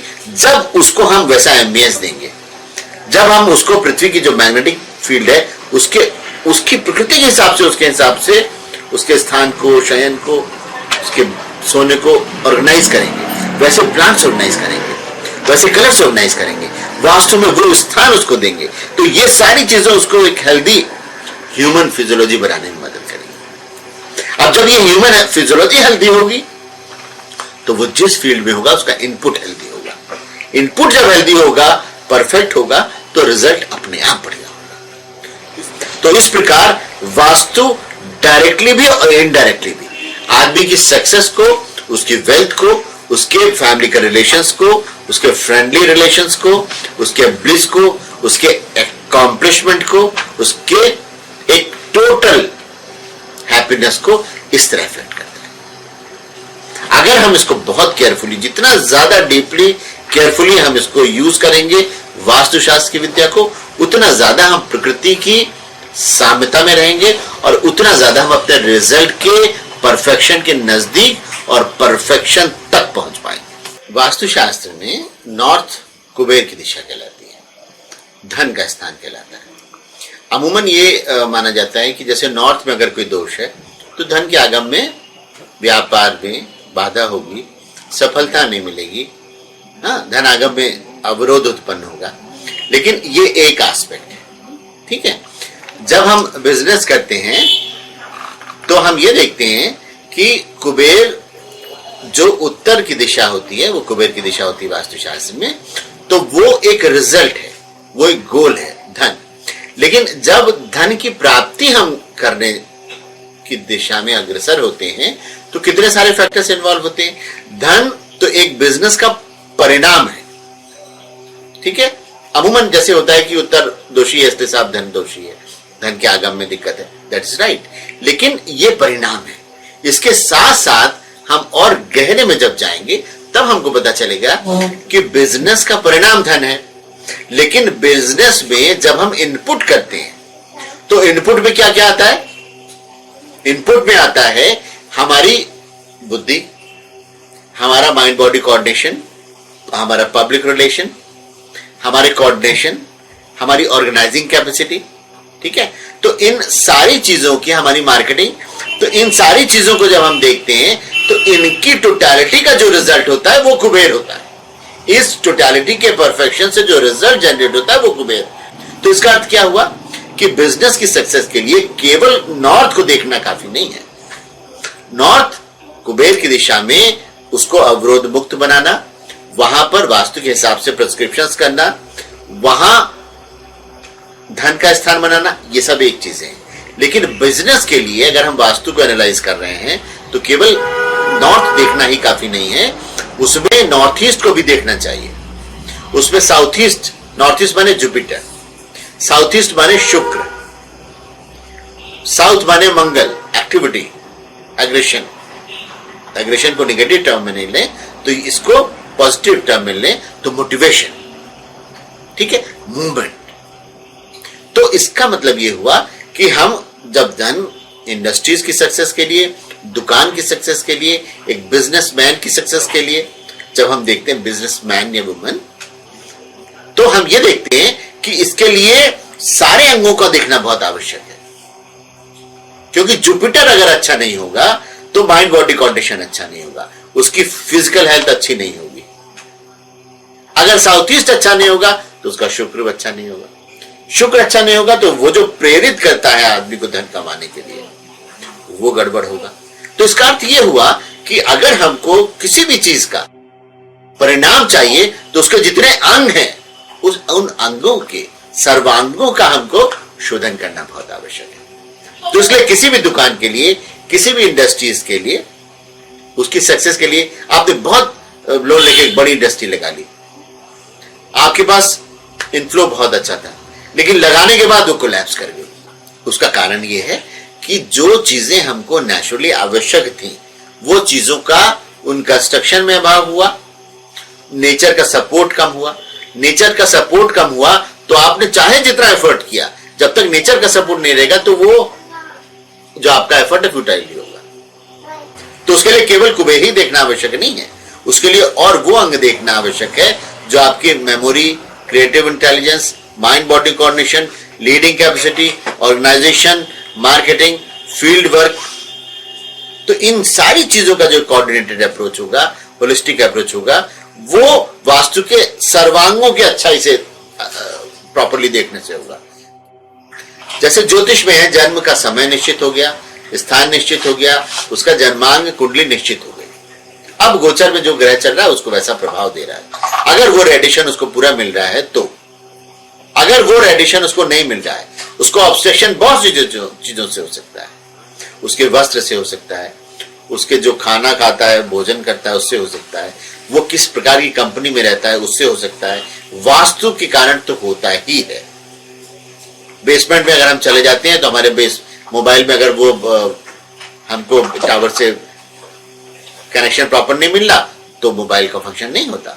तो ठीक उसी प्रकार कुंडली अगर बहुत अच्छी भी है और वो रेडिएशन हमारी फिजियोलॉजी को नहीं मिल रहा, बेसमेंट की वजह से, प्रॉपर ओरिएंटेशन में ना होने की वजह से, सही कमरे में ना होने की वजह से, बहुत सारा लोहा है जिस दिशा में नहीं होना चाहिए उस दिशा में, वहां मैग्नेटिक फील्ड डिफ्लेक्ट हो रही है। इन सारे कारणों से अगर हमको वो नेचुरल फिनोमेना जो होना चाहिए, जो नेचुरल रिसोर्सेज जिसको हम कहें होने चाहिए, वो हमारी बॉडी को नहीं मिल रहे, तो हमारी बॉडी उससे परफेक्ट नहीं हो पा रही, हेल्दी नहीं हो पा रही, स्वस्थ नहीं हो पा रही। तो वो इनपुट गड़बड़ है और एक नेचुरली जो वास्तु में जो धन का इनफ्लो होना चाहिए वो ऑब्स्ट्रक्ट हो रहा है। व्यक्ति का शरीर ऑब्स्ट्रक्ट हो रहा है और वास्तु उस ऑब्स्ट्रक्शन को जनरेट करने में सहायक हो रहा है। अगर वो वास्तु शुद्ध नहीं है, सही नहीं है, प्रॉपरली ओरिएंटेड नहीं है, प्रॉपरली कंस्ट्रक्शन नहीं हुआ है तो जब हम इन सारी चीजों का ध्यान रखेंगे तो यदि हमारी कहीं कोई वीकनेस रह जाती है तो वास्तु में सबसे अच्छी चीज यह है कि हम नेचर को इनफोल्ड करते हैं। तो प्रकृति की तरफ से अगर कहीं कोई कमी हमारी वजह किसी भी कारण से रह जाती है तो उसको हम वास्तुशास्त्र में उस पर्टिकुलर ग्रह को, उस पर्टिकुलर ब्रांच को हम इनरिच कर सकते हैं, पुष्ट कर सकते हैं। क्योंकि वहां किस दिशा में किस तरह का कंस्ट्रक्शन करना, किस तरह का कलर देना, किस व्यक्ति के लिए देना, इससे हम उस ग्रह को भी पुष्ट करते हैं, उस एरिया की भी पुष्ट करते हैं, उस फील्ड को भी पुष्ट करते हैं।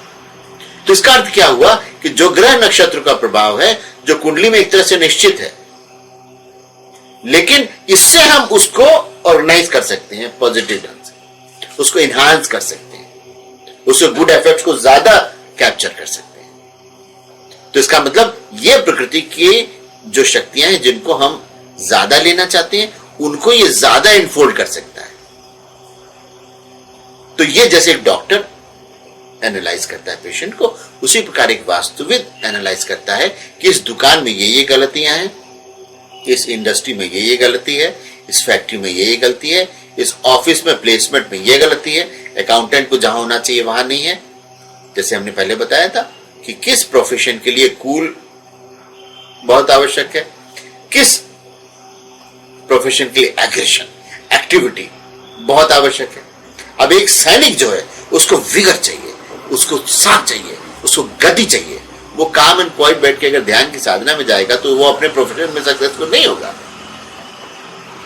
ध्यान जब वो करेगा तो वो स्टेबिलिटी में जाएगा, अपने जॉब ऑर्डर्स को क्लियरली, ज्यादा क्लैरिटी से फॉलो करेगा, वो एक अलग बात है। लेकिन अगर वो 24 घंटे कूल में रहेगा तो शायद वो अपने प्रोफेशन के साथ न्याय नहीं कर पाएगा। तो इस प्रकार हम ये देखते हैं कि हर कार्य क्षेत्र का एक अनुशासन होता है, एक डिसिप्लिन होती है।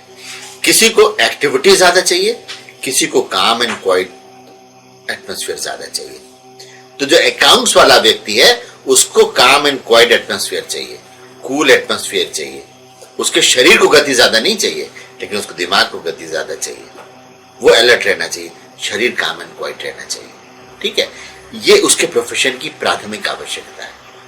एक वॉरियर है, उसकी आवश्यकता है गति की, एक्टिविटी की। इसी तरह जो एक पॉलिसी प्लानर है जो प्लानिंग कर रहा है, उसके लिए बुद्धि, मेधा, उसका बुद्ध, उसका जुपिटर बहुत स्ट्रांग होना चाहिए। तो वो बैठ की प्लानिंग कर सकता है, उसका दूरदृष्टि हो सकती है, फोरसाइट उसकी अच्छी होगी, उसका विजन अच्छा होगा। तो कहां पर क्रिएटिविटी ज्यादा डेवलप होगी, कहां काम एंड क्वाइटनेस ज्यादा डेवलप होगी, कहां विगर ज्यादा डेवलप होगा, कहां एक्टिविटी ज्यादा डेवलप होगी, ये हम बहुत अच्छे से जानते हैं कि सूर्योदय के समय हमारी ईस्ट की वॉल पे सन आएगा, जैसे ही 12 बजे के बाद गया तो साउथ और वेस्ट की दीवार ज्यादा हीट हो जाएगी, नॉर्थ और ईस्ट कूल ही रहेगी कंपैरेटिवली। तो जो कूल जोन है, जिसको हम सोम का जोन कहें, चंद्रमा का जोन कहें, तो यहां पर जितना काम एंड क्वाइट एटमॉस्फेयर रहेगा वो अकाउंटेंट के लिए उतना ज्यादा अच्छा रहेगा। तो इसी प्रकार हर प्रोफेशन के हिसाब से वास्तु में उसका स्थान निर्धारण होता है। अगर हम इसके अनुकूल काम कर रहे हैं तो वो व्यक्ति अपने जॉब में बहुत अच्छा परफॉर्म करेगा। अब अगर हमने कंस्ट्रक्शन तो बहुत एक्सपेंसिव करा लिया, सबसे बड़े आर्किटेक्ट से करा लिया, लेकिन वास्तु के अनुरूप नहीं है, तो जिस आदमी को काम एंड क्वाइट एटमॉस्फेयर चाहिए वो उसको एग्रेसिव एक्शन वाली एनर्जी मिल रही है, जिसको एक्शन वाली एनर्जी चाहिए वो काम एंड क्वाइट होकर बैठा है। तो ये जो बैलेंसेस हैं, जो जिस प्रोफेशन के लिए आवश्यक चीजें हैं वो उसको नहीं मिल रही, वो एनर्जीज नहीं मिल रही, तो उस आदमी में बहुत अच्छा पोटेंशियल उस फील्ड का होने के बावजूद इंटरव्यू के समय उसने बहुत अच्छा परफॉर्म किया, अपनी पिछली हिस्ट्री में उसने बहुत अच्छा परफॉर्म किया, लेकिन यहां गलत वास्तु में रहने के कारण उसका परफॉर्मेंस अच्छा नहीं पाएगा। तो लगेगा कि इसका बायोडाटा तो बहुत अच्छा है, इसका परफॉर्मेंस तो बहुत अच्छा था, लेकिन why is not doing well here? Yes, because you have not positioned him in a right place, in a right manner.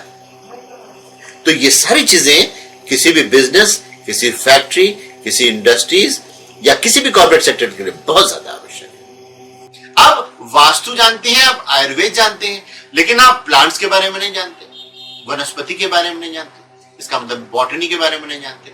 तो बहुत सारे इंडोर प्लांट्स हैं, बहुत सारे आउटडोर प्लांट्स हैं, बहुत सारे प्लांट्स वास्तु शास्त्र में, स्थापत्य वेद में वर्णित हैं कि उनको नगर के बाहर की तरफ लगाना चाहिए। तो अब वनस्पति शास्त्र में, बॉटनी में जो लोग निपुण हैं उनको ये पता है कि हर पौधे की, हर पेड़ की प्रकृति भिन्न होती है उससे जो गैसेस निकलती हैं, कोई एसिडिटी बढ़ाती है, कोई अल्कलिक चीजें बढ़ाती है, कोई बहुत एंटीबायोटिक होती है, एंटीसेप्टिक होती है, कोई वातावरण को शुद्ध करती है, कोई इतनी ज्यादा कार्बन डाइऑक्साइड निकालती है कि वातावरण को दूषित कर देती है, कुछ वृक्ष ऐसे हैं जो 24 घंटे ऑक्सीजन निकालते हैं। तो जब इनका निर्णय हमको होता है, तब हमको पता है कि वनस्पतियों में कौन कौन सी वनस्पति इंडोर लगाना चाहिए, कौन कौन सी वनस्पति आउटडोर लगाना चाहिए, कौन से हमारे बेडरूम में होना चाहिए, कौन सी नहीं होना चाहिए। अब यहां पुनः अपन उस चीज पे लौटे कि कौन सी वनस्पति किस व्यक्ति के लिए, कोई एसिडिक बहुत है, कोई शांत है, कोई बहुत कूल है, कोई डल है, कोई बहुत एग्रेसिव है, तो कौन सी वनस्पति उसकी इन गुण धर्मों को प्रमोट करेगी, कौन सी इन गुण धर्मों के आधार पर उसको नुकसान पहुंचाएगी, और कौन कौन सी वनस्पति उसको लाभ करेगी। तो इस प्रकार हम देखते हैं वास्तुशास्त्र जानना आवश्यक है, फिर ज्योतिष जानना आवश्यक है, इसके साथ साथ वनस्पति को जानना आवश्यक है।